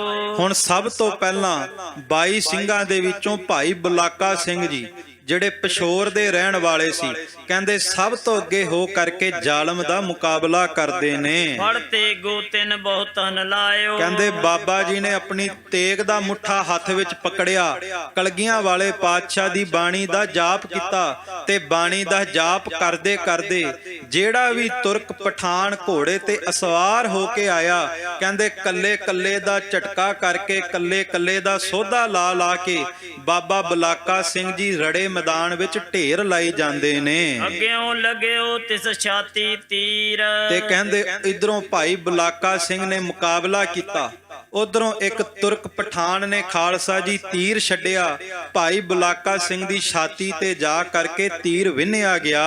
ਬਿਓ ਪ੍ਰਥਮੈ ਸੋਈ ਬਹੀਰ। ਤੇ ਜੰਗ ਦੇ ਮੈਦਾਨ ਦੇ ਅੰਦਰ ਸਭ ਤੋਂ ਪਹਿਲਾਂ ਸ਼ਹੀਦ ਹੋਇਆ ਭਾਈ ਬੁਲਾਕਾ ਸਿੰਘ। ਸਭ ਤੋਂ ਪਹਿਲਾਂ ਭਾਈ ਬੁਲਾਕਾ ਸਿੰਘ ਨੇ ਆਪਣੇ ਤਨ ਦਾ ਲਹੂ ਡੋਲ ਕਰਕੇ ਆਪਣੀ ਦੇਹ ਨੂੰ, ਆਪਣੇ ਸੀਸ ਨੂੰ ਪੰਥ ਦੇ ਲੇਖੇ ਲਾ ਦਿੱਤਾ। ਖੜ ਜਾਏ ਸਿੰਘਨ ਢੇਰੀ ਬਨ ਲਈ। ਤੇ ਖਾਲਸਾ ਜੀ ਜਦੋਂ ਸਿੰਘਾਂ ਨੇ ਵੇਖਿਆ ਬਾਬਾ ਬੁਲਾਕਾ ਸਿੰਘ ਦੀ ਸ਼ਹੀਦੀ ਹੋਈ, ਕਹਿੰਦੇ ਚਾਰ ਚਾਰ ਗੁਰੂ ਕੇ ਸਿੱਖ ਇਕੱਠੇ ਹੋ ਗਏ ਤੇ ਇੱਕ ਦੂਸਰੇ ਦੀ ਪਿੱਠ ਦੇ ਨਾਲ ਪਿੱਠ ਜੋੜ ਲਈ, ਕਮਰ ਦੇ ਨਾਲ ਕਮਰ ਜੋੜ ਲਈ ਤੇ ਖਾਲਸਾ ਜੀ ਕੋਈ ਚੱਕਰ ਚਲਾ ਰਿਹਾ, ਕੋਈ ਢਾਲਾਂ ਨਾਲ ਤੀਰਾਂ ਨੂੰ ਰੋਕ ਰਿਹਾ, ਕੋਈ ਨੇਜਿਆਂ ਦੇ ਨਾਲ ਘੋੜਿਆਂ ਤੇ ਸਵਾਰ ਪਠਾਣਾਂ ਨੂੰ ਪਟਕਾ ਰਿਹਾ। ਇਸੇ ਤਰ੍ਹਾਂ ਤੇਗਾਂ ਦੇ ਨਾਲ ਮੁਕਾਬਲਾ ਕਰ ਰਹੇ ਨੇ। ਜਿਮ ਕਰ ਖੇਡ ਸੋਚੀ ਕੀ ਠਈ। ਕਹਿੰਦੇ ਖਾਲਸਾ ਜੀ ਪੰਜਾਬ ਵਿੱਚ ਨਾ ਜਿਵੇਂ ਅੱਜ ਕੱਲ ਕਬੱਡੀ ਬਹੁਤ ਪ੍ਰਚਲਿਤ ਹੈ, ਕਹਿੰਦੇ ਇਸੇ ਤਰ੍ਹਾਂ ਪੁਰਾਣੇ ਸਮੇਂ ਵਿੱਚ ਇੱਕ ਸੌਂਚੀ ਖੇਡ ਹੁੰਦੀ ਸੀ, ਪੰਜਾਬ ਵਿੱਚ ਬਹੁਤ ਪ੍ਰਚਲਿਤ ਸੀ। ਉਹਨਾਂ ਨੇ ਰੜੇ ਮੈਦਾਨ ਦੇ ਅੰਦਰ ਲਕੀਰ ਖਿੱਚ ਲੈਣੀ ਤੇ ਦੋ ਹਿੱਸਿਆਂ ਦੇ ਵਿੱਚ ਜਥੇ ਵੰਡ ਲੈਣੇ, ਟੀਮਾਂ ਬਣਾ ਲੈਣੀਆਂ ਤੇ ਖਾਲਸਾ ਜੀ ਦੋਵੇਂ ਟੀਮਾਂ ਦੇ ਵਿੱਚੋਂ ਸਮਾਂ ਨਿਯਤ ਕਰ ਲੈਣਾ। ਇੱਕ ਟੀਮ ਦੇ ਵਿੱਚੋਂ ਇੱਕ ਵਿਅਕਤੀ ਨੇ ਜਾਣਾ, ਲਕੀਰ ਦੇ ਪਰਲੇ ਬੰਨੇ ਦੂਸਰੀ ਟੀਮ ਦੇ ਕਿਸੇ ਵੀ ਖਿਡਾਰੀ ਦੀ ਛਾਤੀ ਤੇ 3 ਵਾਰ ਤਲੀਆਂ ਮਾਰਨੀਆਂ ਤੇ ਜੇ 3 ਵਾਰ ਤਲੀਆਂ ਮਾਰਦੇ ਮਾਰਦੇ ਕਿਸੇ ਦਾ ਹੱਥ ਖਿਡਾਰੀ ਦਾ ਪਕੜ ਵਿੱਚ ਆ ਜਾਵੇ ਤੇ ਟੀਮ ਹਾਰ ਜਾਂਦੀ ਸੀ। ਤੇ ਜੇ 3 ਤਲੀਆਂ ਮਾਰਨ ਤੋਂ ਬਾਅਦ ਉਹ ਖਿਡਾਰੀ ਆਪਣੀ ਟੀਮ ਦੇ ਹਿੱਸੇ ਦੇ ਵਿੱਚ ਵਾਪਸ ਪਰਤ ਆਉਂਦਾ ਸੀ ਤੇ ਟੀਮ ਜਿੱਤ ਜਾਂਦੀ ਸੀ। ਕਹਿੰਦੇ ਹੁਣ ਇਸ ਤਰ੍ਹਾਂ ਇੱਕ ਖੇਡ ਦਾ ਨਜ਼ਾਰਾ ਬਣ ਗਿਆ ਜੰਗ ਦੇ ਮੈਦਾਨ ਦੇ ਅੰਦਰ। ਕਹਿੰਦੇ ਤੁਰਕ ਚੜ ਕੇ ਆਉਂਦੇ ਨੇ, ਜਿਵੇਂ ਖਿਡਾਰੀ ਚੜ ਕੇ ਆਉਂਦੇ ਸੀ, ਤਲੀਆਂ ਮਾਰਦੇ ਸੀ, ਹੱਥ ਪਕੜ ਵਿੱਚ ਆ ਜਾਂਦਾ ਸੀ। ਕਹਿੰਦੇ ਤੁਰਕ ਘੋੜਿਆਂ ਤੇ ਸਵਾਰ ਹੋ ਕਰਕੇ ਵਾਰ ਕਰਦੇ ਤੇ ਇਧਰੋਂ ਗੁਰੂ ਕੇ ਸਿੱਖ ਤੁਰਕਾਂ ਨੂੰ ਹੱਥਾਂ ਤੋਂ ਪਕੜ ਕੇ ਘੋੜਿਆਂ ਤੋਂ ਪਟਕਾ ਕੇ ਚੰਗਾ ਸੋਧਾ ਲਾਉਂਦੇ ਨੇ। ਉਤ ਤੇ ਤੁਰਕ ਹੱਲੋ ਕਰ ਆਵੇ। ਜਦੋਂ ਖਾਲਸਾ ਜੀ ਤੁਰਕਾਂ ਦੀ ਫੌਜ ਦਾ ਬਹੁਤਾ ਨੁਕਸਾਨ ਹੋਣ ਲੱਗਾ, ਕਹਿੰਦੇ ਫਿਰ ਉਹਨਾਂ ਨੇ ਯਾ ਅਲੀ ਕਹਿ ਕਰਕੇ ਹੋਰ ਵੀ ਹੱਲਾ ਮਚਾ ਦਿੱਤਾ। ਇਤ ਤੈ ਸਿੰਘ ਉਨ ਮੋੜ ਹਟਾਵੇ। ਤੇ ਇਧਰੋਂ ਗੁਰੂ ਕਿਆਂ ਸਿੰਘਾਂ ਨੇ ਅਕਾਲ ਅਕਾਲ ਗੁਰਬਰ ਅਕਾਲ ਦਾ ਜਕਾਰਾ ਗਜਾ ਕਰਕੇ ਉਹਨਾਂ ਸਿਪਾਹੀਆਂ ਦਾ ਮੁੱਖ ਹੀ ਮੋੜ ਦਿੱਤਾ। ਗਰਦ ਗੁਬਾਰ ਦੋਏ ਵੱਲ ਭੈ ਤੈ ਭਈ। ਖਾਲਸਾ ਜੀ ਜਦੋਂ 2200 ਘੋੜੇ ਰੜੇ ਮੈਦਾਨ ਦੇ ਅੰਦਰ ਭੱਜ ਰਹੇ ਹੋਣ ਤੇ ਕਹਿੰਦੇ ਮਿੱਟੀ ਘੱਟਾ ਵੀ ਬਹੁਤ ਉੱਡਦਾ। ਕਹਿੰਦੇ ਖਾਲਸਾ ਜੀ ਜੰਗ ਦੇ ਮੈਦਾਨ ਦੇ ਅੰਦਰ ਇੰਨਾ ਕੇ ਘੋੜੇ ਭੱਜ ਰਹੇ ਸਨ, ਸਾਰੇ ਪਾਸੇ ਮਿੱਟੀ ਘੱਟਾ ਉੱਡ ਰਿਹਾ ਸੀ। ਉਤੀ ਰਾਤ ਜਨ ਅੰਧੇਰੀ ਆਈ। ਇਸ ਤਰ੍ਹਾਂ ਪ੍ਰਤੀਤ ਹੋ ਰਿਹਾ ਸੀ ਜਿਵੇਂ ਹਨੇਰੀ ਰਾਤ ਆ ਗਈ ਹੋਵੇ। ਉਦ ਕਰ ਹੱਲੇ ਤੁਰਕ ਘੋੜੇ ਚਲਾਵਣ। ਤੇ ਖਾਲਸਾ ਜੀ ਜਦੋਂ ਇਸ ਤਰ੍ਹਾਂ ਮਿੱਟੀ ਘੱਟਾ ਉੱਡ ਰਿਹਾ ਸੀ, ਉਧਰੋਂ ਤੁਰਕਾਂ ਨੇ ਹੋਰ ਵੀ ਘੋੜਿਆਂ ਦਾ ਮੁੱਖ ਉਸ ਬੁੰਗੇ ਵੱਲ ਕਰ ਦਿੱਤਾ। ਮਾਰ ਸਿੰਘਨ ਚਹੇ ਫੇਰਨ ਗਰਾਵਨ। ਉਹ ਚਾਹੁੰਦੇ ਨੇ ਕਿ ਆਪਣੇ ਘੋੜਿਆਂ ਦੇ ਨਾਲ, ਆਪਣੇ ਹਾਥੀਆਂ ਦੇ ਨਾਲ ਸਿੰਘਾਂ ਨੂੰ ਮਾਰ ਗਰਾਈਏ। ਅੱਗਿਓਂ ਉਨ ਸਿੰਘ ਮੁਖ ਕੱਟ ਡਾਰੇ। ਤੇ ਖਾਲਸਾ ਜੀ ਇਧਰੋਂ ਗੁਰੂ ਕੇ ਖਾਲਸੇ ਵੀ ਕਿਤੇ ਘੱਟ ਨਹੀਂ, ਉਹਨਾਂ ਕੋਲ ਹਥਿਆਰ ਹੋ ਸਕਦੇ ਨੇ, ਸਿਪਾਹੀ ਹੋ ਸਕਦੇ, ਪਰ ਗੁਰੂ ਕਿਆਂ ਖਾਲਸਿਆਂ ਕੋਲ ਕਲਗੀਆਂ ਵਾਲੇ ਦਾ ਥਾਪੜਾ। ਕਹਿੰਦੇ ਜਦੋਂ ਘੋੜਿਆਂ ਤੇ ਚੜ ਚੜ ਕੇ ਆਉਂਦੇ, ਕੋਈ ਆਪ ਦੇ ਨੇਜਿਆਂ ਨਾਲ ਹਮਲਾ ਕਰਦਾ, ਕੋਈ ਤੀਰਾਂ ਨਾਲ ਹਮਲਾ ਕਰਦਾ ਹੈ, ਤੇਗਾਂ ਨਾਲ ਹਮਲਾ ਕਰਦਾ ਹੈ, ਉਹ ਘੋੜਿਆਂ ਤੇ ਸਵਾਰ ਨੇ। ਗੁਰੂ ਕੇ ਖਾਲਸੇ ਰੜੇ ਮੈਦਾਨ ਦੇ ਅੰਦਰ ਪਹਾੜਾਂ ਦੀ ਤਰ੍ਹਾਂ ਖੜੇ। ਖਾਲਸਾ ਜੀ ਸਤਿਗੁਰੂ ਗੁਰੂ ਗੋਬਿੰਦ ਸਿੰਘ ਦੇ ਸਿੰਘਾਂ ਨੇ ਘੋੜੇ ਤੇ ਸਵਾਰ ਪਠਾਣਾਂ ਨੂੰ ਚੰਗਾ ਸੋਧਾ ਲਾਇਆ। ਕਹਿੰਦੇ ਜਿਹੜਾ ਵੀ ਆਪਣੀ ਬਾਹ ਅੱਗੇ ਕਰਕੇ ਕੋਈ ਨੇਜੇ ਦਾ ਵਾਰ ਕਰਨ ਵੀ ਲੱਗਦਾ, ਕਹਿੰਦੇ ਵਾਰ ਕਰਨ ਤੋਂ ਪਹਿਲਾਂ ਹੀ ਗੁਰੂ ਕੇ ਸਿੰਘ ਉਹਦਾ ਗੁੱਟ ਲਾ ਦਿੰਦੇ। ਤੇ ਜੇਕਰ ਕੋਈ ਖਾਲਸਾ ਜੀ ਆਪਣਾ ਤੀਰ ਚਲਾਉਂਦਾ ਤੇ ਗੁਰੂ ਕੇ ਸਿੰਘ ਬਿਲਕੁਲ ਇੱਕੋ ਤਮ ਝਪੱਟਾ ਮਾਰ ਕੇ ਤੇਂਦੂਏ ਦੀ ਤਰ੍ਹਾਂ ਜਾ ਕੇ ਉਹਦਾ ਮੋਢਾ ਲਾ ਦਿੰਦੇ। ਭਾਵ ਕਿ ਹਮਲਾ ਕਰਨ ਤੋਂ ਪਹਿਲਾਂ ਹੀ ਪਠਾਣਾ ਦਾ ਚੰਗਾ ਨੁਕਸਾਨ ਗੁਰੂ ਕੇ ਸਿੰਘਾਂ ਨੇ ਕਰਕੇ ਵਿਖਾਇਆ। ਗਿਰੇ ਤਹੀਂ ਬੋ ਥੱਕ ਕੇ ਹਾਰੇ। ਤੇ ਜਦੋਂ ਇਸ ਤਰ੍ਹਾਂ ਸਿੰਘ ਨੁਕਸਾਨ ਚੋਖਾ ਕਰ ਦਿੱਤਾ ਸਿੰਘਾਂ ਨੇ, ਕਹਿੰਦੇ ਥੱਕ ਗਏ ਪਰ ਸਿੰਘ ਨਹੀਂ ਸਨ ਮਰ ਰਹੇ। 2200 ਚੜ ਕੇ ਆਏ ਪਰ 22 ਗੁਰੂ ਕੇ ਸਿੱਖ ਉਹਨਾਂ ਤੋਂ ਮਾਰੇ ਨਹੀਂ ਗਏ ਤੇ ਥੱਕ ਕੇ ਵਾਪਸ ਨੂੰ ਭੱਜਣ ਲੱਗੇ। ਕਿਸ਼ਕ ਗਿਰੇ ਬੈ ਆਪਸ ਮਾਏ। ਤੇ ਕੁਝ ਜਿਹੜੇ ਘੋੜਿਆਂ ਤੇ ਸਵਾਰ ਸੀ ਉਹ ਘੋੜੇ ਇੱਕ ਦੂਸਰੇ ਨਾਲ ਟਕਰਾ ਰਹੇ ਸਨ। ਜਦੋਂ ਸਿੰਘ ਜਕਾਰਾ ਗਜਾਉਂਦੇ ਸੀ, ਬੱਬਰ ਸ਼ੇਰ ਦੀ ਤਰ੍ਹਾਂ ਭੜਕ ਮਾਰਦੇ ਸੀ, ਕਹਿੰਦੇ ਘੋੜੇ ਵੀ ਪਿਛਾਂਹ ਨੂੰ ਭੱਜਦੇ, ਇੱਕ ਦੂਸਰੇ ਨਾਲ ਟਕਰਾਉਂਦੇ। ਤੇ ਜਿਹੜੇ ਪਠਾਨ ਘੋੜਿਆਂ ਤੇ ਸਵਾਰ ਸੀ ਉਹ ਵੀ ਘੋੜਿਆਂ ਤੋਂ ਥੱਲੇ ਹੀ ਗਿਰਦੇ। ਇਮ ਕਰ ਰੁਕ ਗਏ ਉਨ ਕੋ ਰਾਹੋ। ਇਸ ਤਰ੍ਹਾਂ ਖਾਲਸਾ ਜੀ ਜਦੋਂ ਰੜੇ ਮੈਦਾਨ ਦੇ ਅੰਦਰ ਕਿਤੇ ਘੋੜੇ ਡਿੱਗੇ ਪਏ, ਕਿਤੇ ਪਠਾਣਾਂ ਦੀ ਲਾਸ਼ਾਂ ਦੇ ਢੇਰ ਲੱਗੇ ਪਏ, ਕਹਿੰਦੇ ਫੌਜਾਂ ਦਾ ਰਸਤਾ ਰੁਕ ਗਿਆ। ਦੋਹਰਾ ਤੈਂ ਦੋਏ ਵੱਲ ਤੇ ਅੜ ਭਿੜੇ, ਗਿਰ ਗਿਰ ਰੁਕ ਗਈ ਠੌਰ। ਹੁਣ ਖਾਲਸਾ ਜੀ ਦੋਵੇਂ ਪਾਸਿਓਂ ਚੰਗਾ ਮੁਕਾਬਲਾ ਕੀਤਾ ਗਿਆ, ਪਰ ਜਦੋਂ ਲੋਥਾਂ ਦੇ ਢੇਰ ਲੱਗ ਗਏ, ਇੱਕ ਵਾਰ ਕਹਿੰਦੇ ਜੰਗ ਦੇ ਮੈਦਾਨ ਦੇ ਵਿੱਚ ਥੋੜਾ ਠਰਮਾ ਪੈ ਗਿਆ, ਜਿਹੜੇ ਕਿ ਵਾਰ ਕਰਨੇ ਥੋੜੇ ਰੁਕ ਗਏ। ਕਰ ਕਰ ਹੱਲੇ ਜੋ ਆਵੇ ਪਰੇ ਉਨੇ ਪਰ ਧੋੜ। ਕਿਉਂਕਿ ਜਿਹੜਾ ਵੀ ਸਿੰਘਾਂ ਤੇ ਚੜ ਕੇ ਆ ਰਿਹਾ ਸੀ, ਸਿੰਘਾਂ ਨੇ ਉਸ ਨੂੰ ਖਾਲਸਾ ਜੀ ਆਪਣੇ ਸ਼ਸਤਰ ਦਾ ਬਹੁਤ ਚੰਗਾ ਸਵਾਦ ਚਖਾ ਕੇ ਫੇਰ ਹੀ ਵਾਪਸ ਦਰਗਾਹ ਨੂੰ ਤੋਰਿਆ ਸੀ। ਜੋ ਪਈ ਕਿਸੀ ਉਨ ਕੇ ਉਨ ਸ਼ਸਤਰ ਲਾਗੇ। ਖਾਲਸਾ ਜੀ ਜਿਹੜੇ ਸਿੰਘਾਂ ਦੇ ਉੱਤੇ ਵਾਰ ਕਰਦੇ ਸੀ ਨਾ, ਗੋਲੀਆਂ ਦਾ ਬੰਦੂਕਾਂ ਦੇ ਨਾਲ ਨਿਸ਼ਾਨਾ ਬੰਨ ਕਰਕੇ ਫਾਇਰ ਕਰਨਾ ਚਾਹੁੰਦੇ ਸੀ, ਕਹਿੰਦੇ ਹੈ ਤੇ ਸਨ 22 ਪਰ ਫੁਰਤੀ ਬੜੀ ਸੀ ਉਹਨਾਂ ਦੇ ਵਿੱਚ। ਜਿਵੇਂ ਮੈਂ ਪਹਿਲਾਂ ਵੀ ਇੱਕ ਵਾਰ ਜੰਗ ਦੇ ਮੈਦਾਨ ਦੇ ਵਿੱਚ ਬੇਨਤੀ ਕੀਤੀ ਕਿ ਸਿੰਘ ਸ਼ਸਤਰ ਚਲਾਉਂਦੇ ਚਲਾਉਂਦੇ ਨਾਲ ਪੈਂਤਰਾ ਵੀ ਕਰਦੇ ਸੀ। ਕਹਿੰਦੇ ਜਦੋਂ ਫੁਰਤੀ ਦੇ ਨਾਲ ਗੁਰੂ ਕੇ ਖਾਲਸੇ ਇਸ ਤਰ੍ਹਾਂ ਕਹਿੰਦੇ ਚੱਕਰ ਵੀ ਬਣਾ ਕਰਕੇ ਫੁਰਤੀ ਦੇ ਨਾਲ ਪੈਂਤਰਾ ਕਰਦੇ ਸੀ, ਉਹ ਜਿਹੜਾ ਨਿਸ਼ਾਨਾ ਸਿੰਘਾਂ ਦੇ ਉੱਤੇ ਫਾਇਰ ਕਰਨਾ ਹੁੰਦਾ ਸੀ ਉਹ ਲੱਗ ਉਹਨਾਂ ਦੇ ਸਿਪਾਹੀ ਨੂੰ ਜਾਂਦਾ ਸੀ। ਇਸ ਤਰ੍ਹਾਂ ਕਹਿੰਦੇ ਮਾਰਨਾ ਸਿੰਘਾਂ ਨੂੰ ਚਾਹੁੰਦੇ ਸੀ, ਪਰ ਆਪਸ ਵਿੱਚ ਇੱਕ ਦੂਸਰੇ ਉੱਤੇ ਸ਼ਸਤਰ ਚਲਾ ਕਰਕੇ ਆਪਸ ਵਿੱਚ ਹੀ ਇੱਕ ਦੂਸਰੇ ਨੂੰ ਮਾਰੀ ਜਾ ਰਹੇ ਸਨ। ਕਿਛ ਸਿੰਘ ਪੀਪੀ ਮਾਰੇ ਹੋਏ ਆਗੇ। ਤੇ ਖਾਲਸਾ ਜੀ ਕੁਝ ਪਠਾਣਾਂ ਨੂੰ ਗੁਰੂ ਕੇ ਸਿੰਘ ਅੱਗੇ ਹੋ ਕਰਕੇ ਮਾਰ ਰਹੇ ਸਨ। ਦੋਹੋਂ ਤਰਫ ਤੈ ਮਚ ਗਏ ਘਾਣ। ਇਸ ਤਰ੍ਹਾਂ ਦੋਵੇਂ ਤਰਫਾਂ ਤੋਂ ਘਵਾਂ ਸਾਣ ਯੁੱਧ ਮਚਿਆ ਗਿਆ। ਥੱਕ ਗਏ ਦੋ ਵੱਲੋਂ ਲਾਲਾ ਤਾਣ। ਤੇ ਖਾਲਸਾ ਜੀ ਦੋਵੇਂ ਪਾਸਿਆਂ ਤੁਰਕਾਂ ਨੇ ਬਹੁਤ ਯਤਨ ਕੀਤੇ, ਕਦੇ ਕਿਸੇ ਦਿਸ਼ਾ ਤੋਂ ਕਦੇ ਕਿਸੇ ਦਿਸ਼ਾ ਤੋਂ, ਇਸ ਤਰ੍ਹਾਂ ਥਾਂ ਥਾਂ ਤੋਂ ਰਣਨੀਤੀ ਬਣਾ ਕਰਕੇ ਹਮਲਾ ਕਰਦੇ, ਪਰ ਸਿੰਘਾਂ ਦਾ ਨੁਕਸਾਨ ਬਹੁਤਾ ਨਹੀਂ ਹੁੰਦਾ। ਤੇ ਕਹਿੰਦੇ ਹਮਲੇ ਕਰਦੇ ਕਰਦੇ ਅਕੀਰ ਥੱਕ ਗਏ। ਤੀਰੀ ਤੀਰੀ ਵੱਲ ਦੋ ਹੈ ਹੋਈ। ਹੁਣ ਉਧਰੋਂ ਖਾਲਸਾ ਜੀ ਜੋ ਪਠਾਣਾਂ ਦੀ ਫੌਜ ਨੇ ਹਮਲੇ ਕਰਨੇ ਥੋੜੇ ਕਰ ਦਿੱਤੇ, ਠਰਮਾ ਪੈ ਗਿਆ।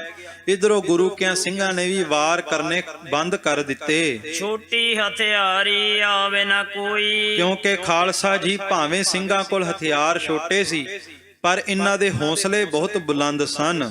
ਤੀਰ ਬੰਦੂਕ ਖਰ ਦੂਰੋਂ ਚਲਾਵੇ। ਹੁਣ ਇਸ ਕਰਕੇ ਉਹਨਾਂ ਨੇ ਪਠਾਣਾਂ ਨੇ ਇਹ ਰਣਨੀਤੀ ਬਣਾ ਲਈ ਕਿ ਹੁਣ ਤਲਵਾਰਾਂ ਨਾਲ ਇਹਨਾਂ ਤੇ ਹਮਲਾ ਨਹੀਂ ਕਰਨਾ, ਨੇਜਿਆਂ ਨਾਲ ਹਮਲਾ ਨਹੀਂ ਕਰਨਾ, ਇਹਨਾਂ ਉੱਤੇ ਦੂਰੋਂ ਤੀਰਾਂ ਦਾ ਤੇ ਬੰਦੂਕਾਂ ਦਾ ਨਿਸ਼ਾਨਾ ਦੁਬਾਰਾ ਬੰਨੀਏ, ਪਰ ਦੂਰ ਰਹਿ ਕਰਕੇ ਬੰਨੀਏ। ਇਨ ਬਿਦ ਸਿੰਘਨ ਮਾਰ ਗਿਰਾਵੇ। ਪਰ ਕਹਿੰਦੇ ਜਦੋਂ ਹਜੇ ਨਿਸ਼ਾਨਾ ਬੰਨਣ ਵਾਸਤੇ ਰਣਨੀਤੀ ਬਣਾਉਂਦੇ, ਉਹਨਾਂ ਦੇ ਮੋਰਚਾ ਬੰਦੀ ਕਰਨ ਤੋਂ ਪਹਿਲਾਂ ਹੀ ਗੁਰੂ ਕੇ ਖਾਲਸੇ ਜਾ ਕਰਕੇ ਸੋਧਾ ਲਾ ਦਿੰਦੇ। ਉਤ ਬੰਦੂਕ ਤਮਾਚੋ ਸਿੰਘਨ ਪੈ ਨਾਹੇ। ਤੇ ਖਾਲਸਾ ਜੀ ਭਾਵੇਂ ਸਿੰਘਾਂ ਕੋਲ ਬੰਦੂਕਾਂ ਨਹੀਂ, ਭਾਵੇਂ ਸਿੰਘਾਂ ਦੇ ਕੋਲ ਤੀਰ ਵੀ ਬਹੁਤੇ ਨਹੀਂ, ਪਰ ਫਿਰ ਵੀ ਗੁਰੂ ਕਾ ਖਾਲਸਾ ਜਾ ਕਰਕੇ ਚੰਗਾ ਮੁਕਾਬਲਾ ਕਰਦਾ पर ਹੈ, उनकी गोली लंघ उन पर जा पाहे। ਕਿਉਂਕਿ ਜਦੋਂ ਉਹ ਗੋਲੀ ਚਲਾਉਂਦੇ ਸਿੰਘ ਦੇ ਉੱਤੇ, ਸਿੰਘ ਨੂੰ ਗੋਲੀ ਲੱਗਦੀ ਨਹੀਂ ਤੇ ਉਹਨਾਂ ਦਾ ਪਠਾਨ ਹੀ ਮਾਰਿਆ ਜਾਂਦਾ ਹੈ। तो मोमन खां नेड़े आया,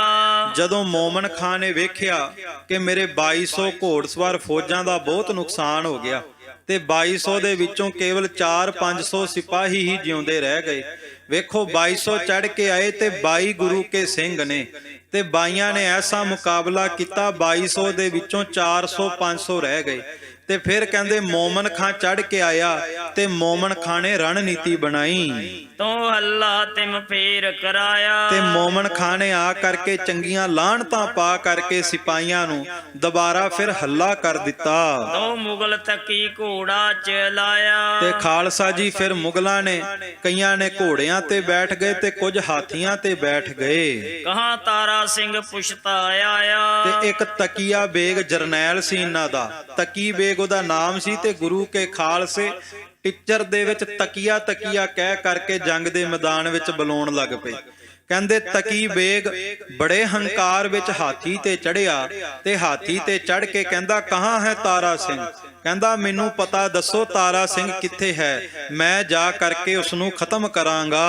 सिंह जी कहो चल आओ अगारी। ਜਦੋਂ ਬਾਬਾ ਤਾਰਾ ਸਿੰਘ ਜੀ ਨੇ ਸੁਣਿਆ ਵੀ ਤਕੀ ਬੇਗ ਇਸ ਤਰ੍ਹਾਂ ਕਹਿ ਰਿਹਾ, ਕਹਿੰਦੇ ਬਾਬਾ ਤਾਰਾ ਸਿੰਘ ਜੀ ਨੇ ਬਰਛਾ ਜੰਗ ਦੇ ਮੈਦਾਨ 'ਚ ਗੱਡਿਆ, ਕਹਿੰਦੇ ਉਹ ਤਕੀਆ ਪਠਾਣਾ ਆ ਇੱਧਰ ਗੁਰੂ ਕਾ ਸਿੰਘ ਗਰਜ ਰਿਹਾ, ਕਿੰਨਾਂ ਨੂੰ ਜਾ ਕਰਕੇ ਮੇਰਾ ਪਤਾ ਪੁੱਛਦਾ, ਜੇ ਸੱਚਮੁੱਚ ਤੇਰੇ ਵਿੱਚ ਤਾਣ ਹੈ ਤਾਕਤ ਹੈ ਤੇ ਆ ਇੱਧਰ ਤਾਰਾ ਸਿੰਘ ਨੇ ਹੰਗ ਖੜਿਆ ਤੇ ਆ ਕਰਕੇ ਮੁਕਾਬਲਾ ਕਰਕੇ ਵਿਖਾ। बिछक चलाओ तो पहलो वारी। ਤੇ ਜਦੋਂ ਬਾਬਾ ਤਾਰਾ ਸਿੰਘ ਜੀ ਕੋਲ ਆਇਆ, ਬਾਬਾ ਜੀ ਕਹਿਣ ਲੱਗੇ ਕਿਤੇ ਤੇਰੇ 'ਚ ਭੁਲੇਖਾ ਨਾ ਰਹਿ ਜਾਵੇ, ਪਹਿਲਾ ਵਾਰ ਤੂੰ ਕਰ, ਤੇਰੇ ਵਾਰ ਨੂੰ ਰੋਕ ਕੇ ਫਿਰ ਵਾਰ ਮੈਂ ਕਰਾਂਗਾ। छेड़ घोड़ा उन तीर चलाया। ਤੇ ਖਾਲਸਾ ਜੀ ਉਹਨੇ ਸਭ ਤੋਂ ਪਹਿਲਾਂ ਫਿਰ ਤੀਰ ਬਾਬਾ ਤਾਰਾ ਸਿੰਘ ਜੀ ਵੱਲ ਛੱਡਿਆ शीस मुंडासे सिंह जी के लाया। ਤੇ ਜਿਹੜਾ ਤੀਰ ਸੀ ਉਹ ਬਾਬਾ ਤਾਰਾ ਸਿੰਘ ਸਾਹਿਬ ਜੀ ਦੇ ਦਮਾਲੇ ਵਿੱਚ ਜਾ ਕੇ ਵੱਜਿਆ। ਤੇ ਵੇਖੋ ਗੁਰੂ ਕੇ ਸਿੰਘਾਂ ਦੇ ਉਦੋਂ ਦਮਾਲੇ ਤੇ ਦਸਤਾਰੇ ਵੀ ਕਿੱਡੇ ਤਗੜੇ ਹੋਣਗੇ ਵੀ ਤੀਰ ਦਮਾਲੇ ਵਿੱਚ ਵੱਜਿਆ, ਪਰ ਬਾਬਾ ਤਾਰਾ ਸਿੰਘ ਜੀ ਫਿਰ ਵੀ ਤਿਆਰ ਬਰ ਤਿਆਰ ਨੇ। ਇਸ ਤਰ੍ਹਾਂ ਖਾਲਸਾ ਜੀ ਗੁਰੂ ਕੇ ਸਿੰਘ ਸਦਾ ਤਿਆਰ ਬਰ ਤਿਆਰ ਰਹਿੰਦੇ ਸੀ, ਦਮਾਲੇ ਵਿੱਚ ਵੀ ਚੱਕਰ ਸਜਾਉਂਦੇ ਸੀ, ਦਮਾਲੇ ਤੇ ਵੀ ਸ਼ਸਤਰ ਸਜਾਉਂਦੇ ਸੀ। ਹੁਣ ਜਦੋਂ ਤੀਰ ਦਾ ਨਿਸ਼ਾਨਾ ਬੰਨਿਆ ਤੇ ਉਹ ਬਾਬਾ ਤਾਰਾ ਸਿੰਘ ਜੀ ਦੇ ਦਮਾਲੇ ਵਿੱਚ ਜਾ ਕਰਕੇ ਉਸ ਜ਼ਾਲਮ ਦਾ ਤੀਰ ਲੱਗਾ। ਝਟ ਕਰ ਘੋੜੇ ਸਿੰਘ ਫੜ ਲਈ ਬਾਗ। ਤੇ ਕਹਿੰਦੇ ਜਦੋਂ ਬਾਬਾ ਤਾਰਾ ਸਿੰਘ ਜੀ ਨੇ ਵੇਖਿਆ ਕਿ ਇਹ ਜਿਹੜਾ ਤਕੀ ਬੇਗ ਹੈ ਹੁਣ ਘੋੜੇ ਤੇ ਚੜ ਕਰਕੇ ਤੀਰਾਂ ਦਾ ਨਿਸ਼ਾਨਾ ਬੰਨ ਰਿਹਾ, ਕਹਿੰਦੇ ਬਾਬਾ ਤਾਰਾ ਸਿੰਘ ਜੀ ਨੇ ਛਲਾਂਗ ਮਾਰ ਕੇ ਨਾ ਖਾਲਸਾ ਜੀ ਉਹਦੇ ਘੋੜੇ ਦੀਆਂ ਵਾਗਾਂ ਫੜ ਲੀਆਂ। ਇਸ ਹੁਤੋ ਨਗਾਤ ਸੰਜੋਏ ਬਿਨ ਨਾਗ। ਤੇ ਖਾਲਸਾ ਜੀ ਜਿਹੜਾ ਤਕੀ ਬੇਗ ਸੀ ਉਹਨੇ ਸਿਰ ਤੋਂ ਲੈ ਕਰਕੇ ਪੈਰਾਂ ਤੱਕ ਲੋਹੇ ਦੀ ਸੰਜੋ ਪਾਈ ਹੋਈ ਸੀ ਤੇ ਬਾਬਾ ਜੀ ਨੇ ਵੇਖਿਆ ਕਿ ਲੋਹੇ ਦੇ ਨਾਲ ਮੜਿਆ ਹੋਇਆ ਹੈ, ਹੁਣ ਇਸ ਉੱਤੇ ਹਮਲਾ ਕਿਵੇਂ ਕੀਤਾ ਜਾਵੇ। ਦੋਹਰਾ ਬਿਨ ਸੰਜੋਏ ਇਨ ਮੁਗਲ ਕਾ ਪਿੰਡਾ ਨਜ਼ਰ ਨਾ ਆਏ। ਬਾਬਾ ਤਾਰਾ ਸਿੰਘ ਜੀ ਘੋੜੇ ਦੀਆਂ ਵਾਗਾਂ ਫੜ ਕੇ ਚੰਗੀ ਤਰ੍ਹਾਂ ਤੱਕਦੇ ਨਿਗਾਹ ਭਰ ਕੇ ਕਿ ਬਿਨਾਂ ਸੰਜੋ ਤੋਂ ਕਿਤੇ ਕੋਈ ਸਰੀਰ ਦਾ ਅੰਗ ਨਜ਼ਰ ਆਵੇ ਤੇ ਉੱਥੇ ਹਮਲਾ ਕਰਾਂ, ਪਰ ਕਹਿੰਦੇ ਲੋਹੇ ਦੀ ਸੰਜੋ ਇਸ ਤਰ੍ਹਾਂ ਤਿਆਰ ਕੀਤੀ ਸੀ ਕਿ ਸਾਰੇ ਸਰੀਰ ਨੂੰ ਲੋਹੇ ਦੇ ਵਿੱਚ ਹੀ ਮੜਿਆ ਗਿਆ ਸੀ, ਕੋਈ ਵੀ ਸਰੀਰ ਦਾ ਹਿੱਸਾ ਲੋਹੇ ਤੋਂ ਬਿਨਾ ਨਜ਼ਰ ਨਹੀਂ ਸੀ ਆ ਰਿਹਾ। ਇੱਕ ਮੁਖ ਨੰਗਾ ਸਿੰਘ ਲੱਖ ਪਿਪਲਾ ਦੇ ਤਸਾਏ। ਤੇ ਕਹਿੰਦੇ ਬਾਬਾ ਤਾਰਾ ਸਿੰਘ ਜੀ ਨੇ ਜਦੋਂ ਵੇਖਿਆ ਧਿਆਨ ਨਾਲ, ਕਹਿੰਦੇ ਉਹਦੇ ਦੋ ਬੁੱਲ ਨਜ਼ਰ ਆਏ ਸੰਜੋ ਦੇ ਵਿੱਚੋਂ, ਮੂੰਹ ਨਜ਼ਰ ਆਇਆ। ਕਹਿੰਦੇ ਬਾਬਾ ਤਾਰਾ ਸਿੰਘ ਜੀ ਨੇ ਜਦੋਂ ਉਹਦੇ ਦੋਵੇਂ ਬੁੱਲ ਵੇਖੇ, ਕਹਿੰਦੇ ਮਹਾਪੁਰਖਾਂ ਨੇ ਖਾਲਸਾ ਜੀ ਆਪਣੀ ਤੇਗ ਦੀ ਨੋਕ ਉਹਦੇ ਮੁਖ ਦੇ ਵਿੱਚ ਪ੍ਰਵੇਸ਼ ਕਰਾ ਦਿੱਤੀ। ਮੁੜਿਓ ਤਕੀ ਮੁੜ ਜ਼ਖਮ ਖਾ ਮੋਮਨ ਲਿਓ ਪਛਾਣ। ਤੇ ਜਦੋਂ ਖਾਲਸਾ ਜੀ ਤੇਗ ਬਾਬਾ ਤਾਰਾ ਸਿੰਘ ਜੀ ਨੇ ਬੁੱਲਾਂ ਤੇ ਚਲਾਈ, ਅੰਦਰ ਤੱਕ ਧੱਸ ਗਈ ਤੇ ਖਾਲਸਾ ਜੀ ਮੁਖ ਦੇ ਵਿੱਚੋਂ ਖੂਨ ਆਉਣ ਲੱਗ ਪਿਆ ਤੇ ਉਹ ਜਿਹੜਾ ਤਕੀ ਬੇਗ ਸੀ ਵਾਪਸ ਨੂੰ ਮੋਮਨ ਖਾਂ ਵੱਲ ਭੱਜਿਆ ਤੇ ਮੋਮਨ ਖਾਂ ਨੇ ਵੇਖਿਆ ਕਿ ਇਹਦੇ ਮੁਖ ਦੇ ਵਿੱਚੋਂ ਖੂਨ ਆ ਰਿਹਾ ਹੈ। ਪੁੱਛੀ ਖਬਰ ਬੁਲਾਏ ਉਸ ਕਹਾ ਖਾਏ ਮੁਖ ਪਾਨ। ਤੇ ਅੱਗੋਂ ਮੋਮਨ ਖਾਂ ਨੇ ਨਾ ਬੜੀ ਟਿੱਚਰ ਜੀ ਕੀਤੀ ਤਕੀ ਬੇਗ ਨੂੰ, ਕਹਿੰਦਾ ਤੂੰ ਤੇ ਕਹਿੰਦਾ ਸੀ ਕਿ ਮੈਂ ਤੇ ਜਾ ਕੇ ਤਾਰਾ ਸਿੰਘ ਨੂੰ ਖਤਮ ਕਰ ਦਿਆਂਗਾ, ਪਰ ਤੂੰ ਤਾਂ ਜੰਗ ਦੇ ਮੈਦਾਨ ਵਿੱਚ ਪਾਨ ਖਾਈ ਜਾਂਦਾ।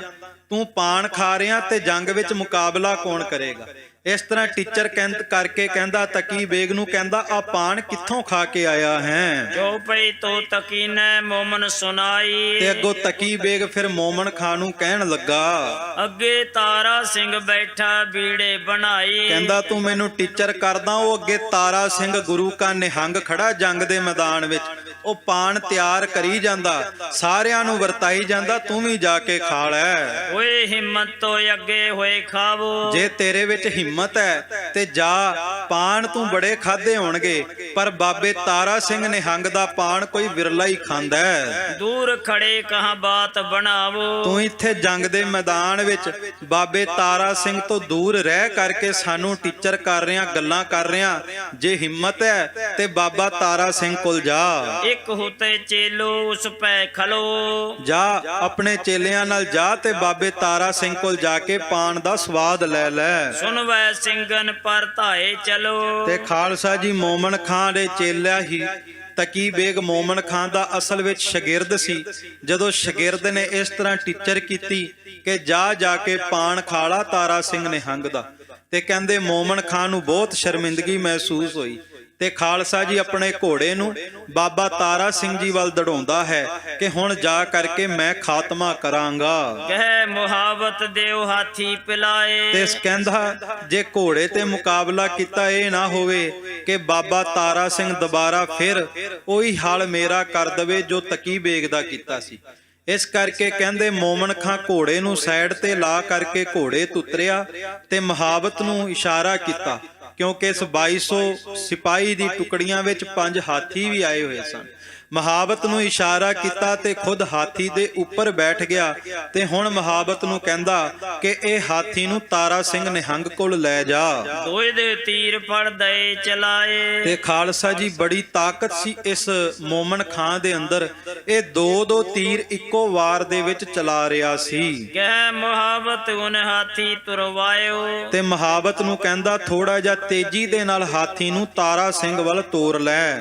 ਫਟੇ ਥਕੇ ਉਨ ਸਿੰਘਨ ਤਕਾਇਓ। ਕਹਿੰਦਾ ਉਹ ਫੱਟੜ ਹੋਏ ਪਏ ਨੇ, ਹੁਣ ਸਮਾਂ ਹੈ ਉਹਨਾਂ ਵੱਲ ਹਾਥੀ ਤੋਰ ਕੇ ਉਹਨਾਂ ਨੂੰ ਖਤਮ ਕਰ ਦਈਏ। ਹੁਣ ਜਾਣਿਓ ਮੈਂ ਉੱਚੇ ਥਾਂ। ਤੇ ਖਾਲਸਾ ਜੀ ਇਹਨੂੰ ਲੱਗਦਾ ਸੀ ਮੈਂ ਉੱਚੀ ਥਾਂ ਤੇ ਬੈਠਾ ਤੇ ਮੈਂ ਉੱਚੀ ਥਾਂ ਤੇ ਬੈਠਾ, ਇਸ ਕਰਕੇ ਮੇਰੇ ਤੱਕ ਸਿੰਘ ਨਹੀਂ ਪਹੁੰਚ ਸਕਣਗੇ। ਦਿਓਗ ਹਾਥੀ ਉਨ ਸਿੰਘਨ ਮਿਧਾਏ। ਤੇ ਇਹਦੇ ਮਨ ਦੀ ਇਹ ਚਾਲ ਸੀ ਕਿ ਮੈਂ ਹਾਥੀ ਦੇ ਪੈਰਾਂ ਹੇਠ ਬਾਬੇ ਤਾਰਾ ਸਿੰਘ ਹੋਣਾ ਨੂੰ ਕੁਚਲ ਦਿਆਂਗਾ।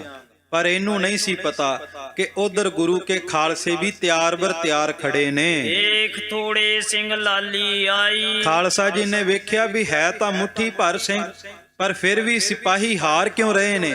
ਕਹਿੰਦਾ ਲੱਗਦਾ ਸਿਪਾਹੀਆਂ ਨੇ ਚੰਗੀ ਤਰ੍ਹਾਂ ਸ਼ਸਤਰ ਵਿਦਿਆ ਦਾ ਅਭਿਆਸ ਨਹੀਂ ਕੀਤਾ, ਇਹ ਮੁੱਠੀ ਭਰ ਨੇ। ਇਹਦੇ ਚਿਹਰੇ ਤੇ ਥੋੜੀ ਜੀ ਰੌਣਕ ਆ ਗਈ ਕਿ ਇਹਨਾਂ ਨੂੰ ਮਾਰਨਾ ਤੇ ਬਹੁਤ ਸੁਖੈਲਾ ਹੋਵੇਗਾ। ਗਿਰਦੇ ਦੇਖਿਓ ਨ ਹਾਥੀ ਘੁਮਾਈ। ਪਰ ਖਾਲਸਾ ਜੀ ਸਾਰੇ ਪਾਸੇ ਸਿੰਘਾਂ ਦੇ ਹਾਥੀ ਨੂੰ ਘੁਮਾਉਂਦਾ ਤੇ ਵੇਖਦਾ ਕਿ ਸਭ ਤੋਂ ਪਹਿਲਾਂ ਹਾਥੀ ਦੇ ਪੈਰਾਂ ਹੇਠ ਕਿਸ ਨੂੰ ਕੁਚਲਾਂ। ਉਹ ਮਾਰੇ ਦੋਏ ਟੁਕ ਤੀਰ। ਤੇ ਦੋ ਤੀਰ ਗੁਰੂ ਕਿਆਂ ਸਿੰਘਾਂ ਵੱਲ ਨਿਸ਼ਾਨਾ ਬਨ ਕੇ ਛੱਡਦਾ ਹੈ। ਵੈ ਤੋ ਕਹਾਵਤ ਵੱਡ ਸੂਰਬੀਰ। ਕਿਉਂਕਿ ਆਪਣੇ ਆਪ ਵਿੱਚ ਮੋਮਨ ਖਾਂ ਬੜਾ ਵੱਡਾ ਸੂਰਮਾ ਬਹਾਦਰ ਖਵਾਉਂਦਾ ਸੀ। ਦੋਹਰਾ ਤੋ ਭੀਮਾ ਸਿੰਘ ਕਰ ਖੁਸ਼ੀ ਪਰਿਓ ਸ਼ੇਰ ਜਿਮ ਧਾਏ। ਖਾਲਸਾ ਜੀ ਜੋ ਭਾਈ ਭੀਮ ਸਿੰਘ ਨੇ ਵੇਖਿਆ ਕਿ ਹਾਥੀ ਤੇ ਮੋਮਨ ਖਾਂ ਚੜ ਕੇ ਆ ਰਿਹਾ, ਕਹਿੰਦੇ ਜਿਵੇਂ ਬੱਬਰ ਸ਼ੇਰ ਝਬੱਟਾ ਮਾਰਦਾ, ਭਾਈ ਭੀਮ ਸਿੰਘ ਨੇ ਜਕਾਰਾ ਗਜਾਇਆ ਤੇ ਹਾਥੀ ਦੇ ਉੱਤੇ ਝਬੱਟਾ ਮਾਰਿਆ। ਫੜ ਉਹਨੇ ਹਾਥੀ ਕੰਨ ਦੱਬਿਓ ਤੁਰਤੈ ਲਿਓ ਬਹਾਏ। ਤੇ ਖਾਲਸਾ ਜੀ ਜਿਹੜਾ ਭਾਈ ਭੀਮ ਸਿੰਘ ਸੀ ਇਹਨੂੰ ਹਾਥੀ ਚਲਾਉਣਾ ਆਉਂਦਾ ਸੀ, ਹਾਥੀ ਨੂੰ ਕੰਟਰੋਲ ਕਰਨਾ ਆਉਂਦਾ ਸੀ। ਕਹਿੰਦੇ ਭਾਈ ਭੀਮ ਸਿੰਘ ਨੇ ਹਾਥੀ ਦਾ ਕੰਨ ਥੋੜਾ ਜਿਹਾ ਨੱਪਿਆ, ਹਾਥੀ ਨੂੰ ਇਸ਼ਾਰਾ ਕੀਤਾ ਤੇ ਹਾਥੀ ਜ਼ਮੀਨ ਦੇ ਉੱਤੇ ਬੈਠ ਗਿਆ। ਜੋ ਪਈ ਤੋ ਸਿੰਘ ਕੀਓ ਮਹਾਵਤ ਪਰਵਾਰ। ਤੇ ਦੂਸਰਾ ਵਾਰ ਫਿਰ ਭਾਈ ਭੀਮ ਸਿੰਘ ਨੇ ਹਾਥੀ ਚਲਾਉਣ ਵਾਲੇ ਮਹਾਵਤ ਤੇ ਕੀਤਾ। ਉਨ ਡਾਇਓ ਅੰਕਸ ਲਗ ਟੁੱਟੀ ਤਲਵਾਰ। ਤੇ ਜਿਹੜਾ ਖਾਲਸਾ ਜੀ ਅੰਕੁਸ਼ ਹੁੰਦਾ ਨਾ, ਲੋਹੇ ਦਾ ਕੁੰਡਾ ਜਿਹਦੇ ਨਾਲ ਹਾਥੀ ਚਲਾਇਆ ਜਾਂਦਾ ਹੈ, ਕਹਿੰਦੇ ਭਾਈ ਭੀਮ ਸਿੰਘ ਜੀ ਨੇ ਜਦੋਂ ਤਲਵਾਰ ਦਾ ਵਾਰ ਕੀਤਾ ਮਹਾਵਤ ਨੇ ਅੰਕੁਸ਼ ਦੇ ਨਾਲ, ਲੋਹੇ ਦੇ ਕੁੰਡੇ ਦੇ ਨਾਲ ਉਸ ਵਾਰ ਨੂੰ ਰੋਕਣਾ ਚਾਹਿਆ। ਕਹਿੰਦੇ ਅੰਕੁਸ਼ ਵੀ ਟੁੱਟ ਗਿਆ, ਤਲਵਾਰ ਵੀ ਅੱਧੀ ਉਸ ਦੇ ਰੋਕਣ ਦੇ ਨਾਲ ਟੁੱਟ ਗਈ। ਅੱਧੀ ਰਹੀ ਸੰਗ ਮਾਰਿਓ ਮਹਾਵਤ। ਪਰ ਖਾਲਸਾ ਜੀ ਤਲਵਾਰ ਟੁੱਟਣ ਤੋਂ ਬਾਅਦ ਅੱਧੀ ਰਹਿ ਗਈ ਤੇ ਭਾਈ ਭੀਮ ਸਿੰਘ ਨੇ ਅੱਧੀ ਤਲਵਾਰ ਹੀ ਮਹਾਵਤ ਦੇ ਸੀਨੇ ਵਿੱਚ ਧਸਾ ਦਿੱਤੀ ਸੋ ਗਿਓ ਗਸ਼ੀ ਅੰਕਸ ਲਾਵਤ। ਤੇ ਗਸ਼ ਖਾ ਕਰਕੇ ਜਿਹੜਾ ਮਹਾਵਤ ਸੀ ਜ਼ਮੀਨ ਤੇ ਗਿਰ ਗਿਆ।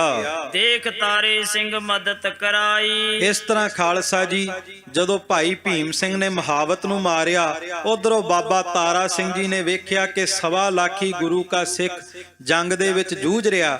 ਹੁਣ ਬਾਬਾ ਤਾਰਾ ਸਿੰਘ ਜੀ ਨੇ ਵੀ ਆ ਕੇ ਮਦਦਾਂ ਕੀਤੀਆਂ। ਲਖਮੀਰ ਸਿੰਘ ਸੋ ਕਿਹੋ ਸੁਣਾਈ। ਬਾਬਾ ਤਾਰਾ ਸਿੰਘ ਜੀ ਨੇ ਭਾਈ ਲਖਮੀਰ ਸਿੰਘ ਸੰਧੂ, ਜਿਨ੍ਹਾਂ ਨੇ ਖਾਲਸਾ ਜੀ ਸਾਹਿਬ ਰਾਏ ਚੌਧਰੀ ਦੀਆਂ ਘੋੜੀਆਂ ਵੇਚੀਆਂ ਸੀ, ਲਖਮੀਰ ਸਿੰਘ ਸੰਧੂ ਨੂੰ ਬਚਨ ਕੀਤਾ। ਜਦ ਅਸੀਂ ਤੁਸੀਂ ਉਤੋਂ ਮੰਜੀ ਚਰਾਵਤ।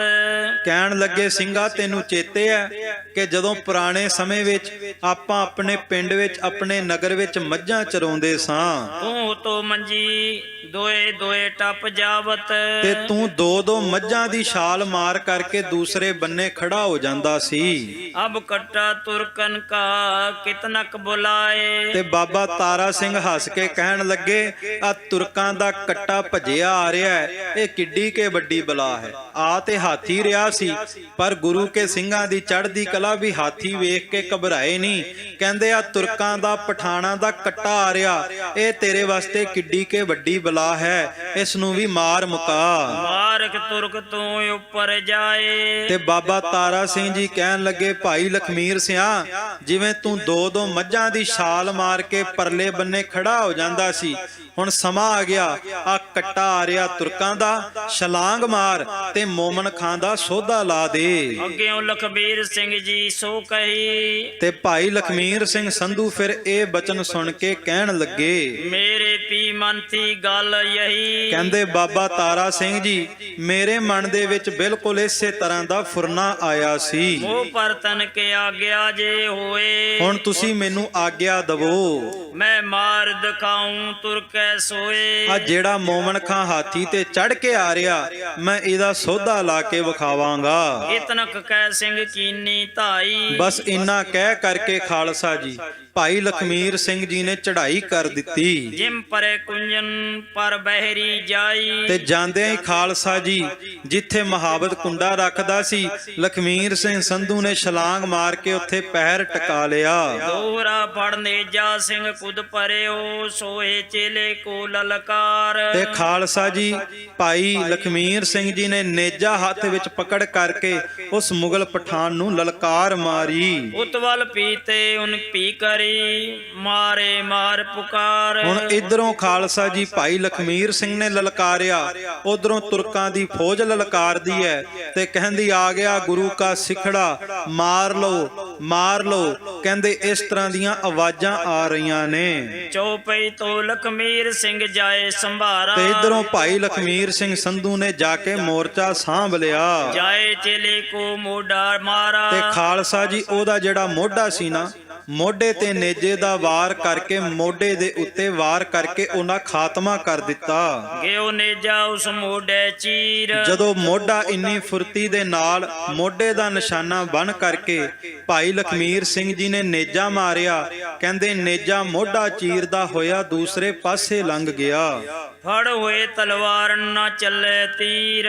ਹੁਣ ਨਾ ਉਹਦੇ ਤੋਂ ਤੀਰ ਚੱਲੇ ਨਾ ਤਲਵਾਰ ਚੱਲੇ, ਕਿਉਂਕਿ ਮੋਢੇ ਦੇ ਵਿੱਚ ਖਾਲਸਾ ਜੀ ਨੇਜਾ ਧਸਿਆ ਹੋਇਆ ਸੀ ਤੇ ਉਸ ਪੀੜਾ ਦੇ ਨਾਲ, ਉਸ ਤਕਲੀਫ ਦੇ ਨਾਲ ਉਹਦੇ ਤੋਂ ਨਾ ਤਲਵਾਰ ਦਾ ਵਾਰ ਹੋ ਰਿਹਾ ਤੇ ਨਾ ਹੀ ਤੀਰ ਚੱਲ ਰਹੇ ਨੇ। ਇੱਕ ਦੋ ਸਿੰਗਤ ਮਦਦ ਔਰ ਆਏ। ਇੰਨੇ ਨੂੰ ਹੋਰ ਦੋ ਗੁਰੂ ਕੇ ਸਿੱਖ ਭਾਈ ਲਖਮੀਰ ਸਿੰਘ ਦੀ ਮਦਦ ਵਾਸਤੇ ਆ ਗਏ। ਉਨ ਹਾਥੀ ਗਰਦਿਓ ਔਰ ਹਟਾਏ। ਤੇ ਖਾਲਸਾ ਜੀ ਹਾਥੀ ਦੇ ਆਲੇ ਦੁਆਲੇ ਜਿਹੜੇ ਸਿਪਾਹੀ ਖੜੇ ਸੀ, ਉਹਨਾਂ ਨੇ ਚੰਗੀ ਤਰ੍ਹਾਂ ਉਹਨਾਂ ਦਾ ਵੀ ਸੋਧਾ ਲਾ ਦਿੱਤਾ। ਤੋ ਲਖਮੀਰ ਸਿੰਘ ਕੋ ਦਾਉ ਲੱਗ ਗਿਓ। ਇੰਨੇ ਨੂੰ ਭਾਈ ਲਖਮੀਰ ਸਿੰਘ ਸੰਧੂ ਦਾ ਦਾ ਲੱਗ ਗਿਆ।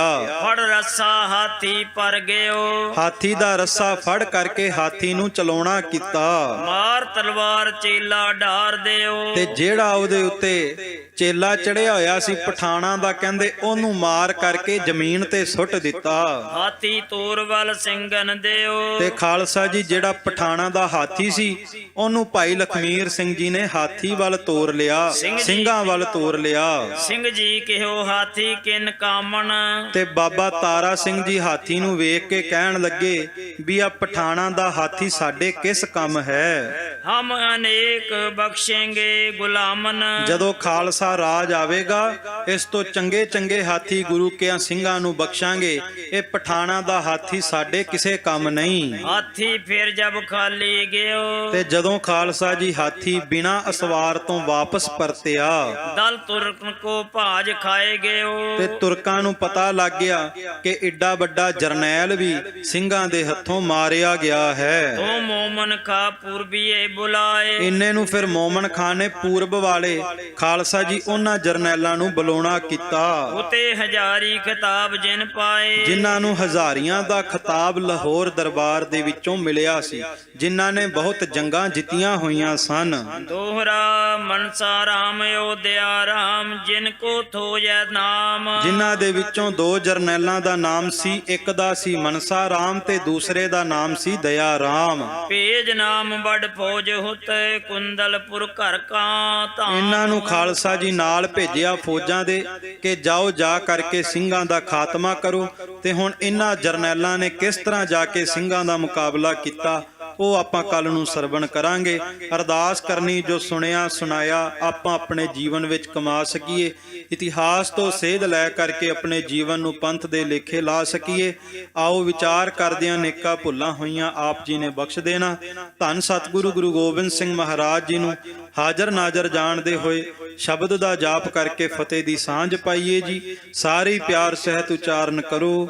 ਹੇ ਚੁੱਤ ਹੇ ਪਾਰ ਬ੍ਰਹਮ ਅਬਿਨਾਸੀ ਅਗਨਾਸ, हे पूरन हे सर्ब मैं दुख भंजन गुणतास, हे संगी हे निरंकार, हे निर्गुण सब टेक, हे गोबिंद हे गुण निदान जाकै सदा, हे अपरंपर हर हरे है पी होवनहार, हे संत हे के सदा संग निधारा आधार, हे ठाकुर हों दासरो मैं निर्गुण गुण नहीं, नानक दीजै नाम दान राखो हिय, आए प्रभ शरणागति कृपा निध दयाल, एक अखर हर मन बसत नानक कथा निता प्रत होत है, सुनो सुसिंग सुजान, नानक गुरु गोबिंद सिंह जी सदा करहि कल्याण, नानक गुरु गोबिंद सिंह जी सदा करहि कल्याण। वाहिगुरु जी का खालसा वाहिगुरु जी की फतेह। ਵਾਹਿਗੁਰੂ ਜੀ ਕਾ ਖਾਲਸਾ ਵਾਹਿਗੁਰੂ ਜੀ ਕੀ ਫਤਿਹ। ਸਤਿਕਾਰਯੋਗ ਸਾਧ ਸੰਗਤ ਜੀ, ਦਾਸ ਭਾਈ ਸਾਹਿਬ ਭਾਈ ਸੁਖਜੀਤ ਸਿੰਘ ਜੀ ਕਨਈਆ ਜੀ ਸਿੰਘ ਸਾਹਿਬ, ਨਿਹੰਗ ਸਿੰਘ ਸਾਹਿਬ ਜੀ ਦਾ ਧੰਨਵਾਦ ਕਰਦਾ ਸੰਗਤ ਵੱਲੋਂ, ਜਿਨ੍ਹਾਂ ਨੇ ਬੜੇ ਪਿਆਰ ਦੇ ਨਾਲ ਸਾਡੇ ਇਤਿਹਾਸ ਦਾ ਇੱਕ ਬਹੁਤ ਵੱਡਾ ਸਿੰਘਾਂ ਦਾ ਕਾਰਨਾਮਾ ਭਾਈ ਤਾਰਾ ਸਿੰਘ ਜੀ ਵਾਂਗ ਉਹਨਾਂ ਦਾ ਜ਼ਾਲਮਾਂ ਨਾਲ ਜੂਝਣਾ, ਸਿੰਘਾਂ ਦੀ ਕੁਰਬਾਨੀ ਦਾ ਇਤਿਹਾਸ ਸਾਨੂੰ ਸਰਵਣ ਕਰਵਾਇਆ। ਸਤਿਗੁਰੂ ਮਹਾਰਾਜ ਮਿਹਰਾਂ ਕਰਨ, ਕਿਰਪਾ ਕਰਨ, ਇਸੇ ਤਰ੍ਹਾਂ ਇਹਨਾਂ ਪਾਸੋਂ ਸੇਵਾ ਲੈਂਦੇ ਰਹਿਣ।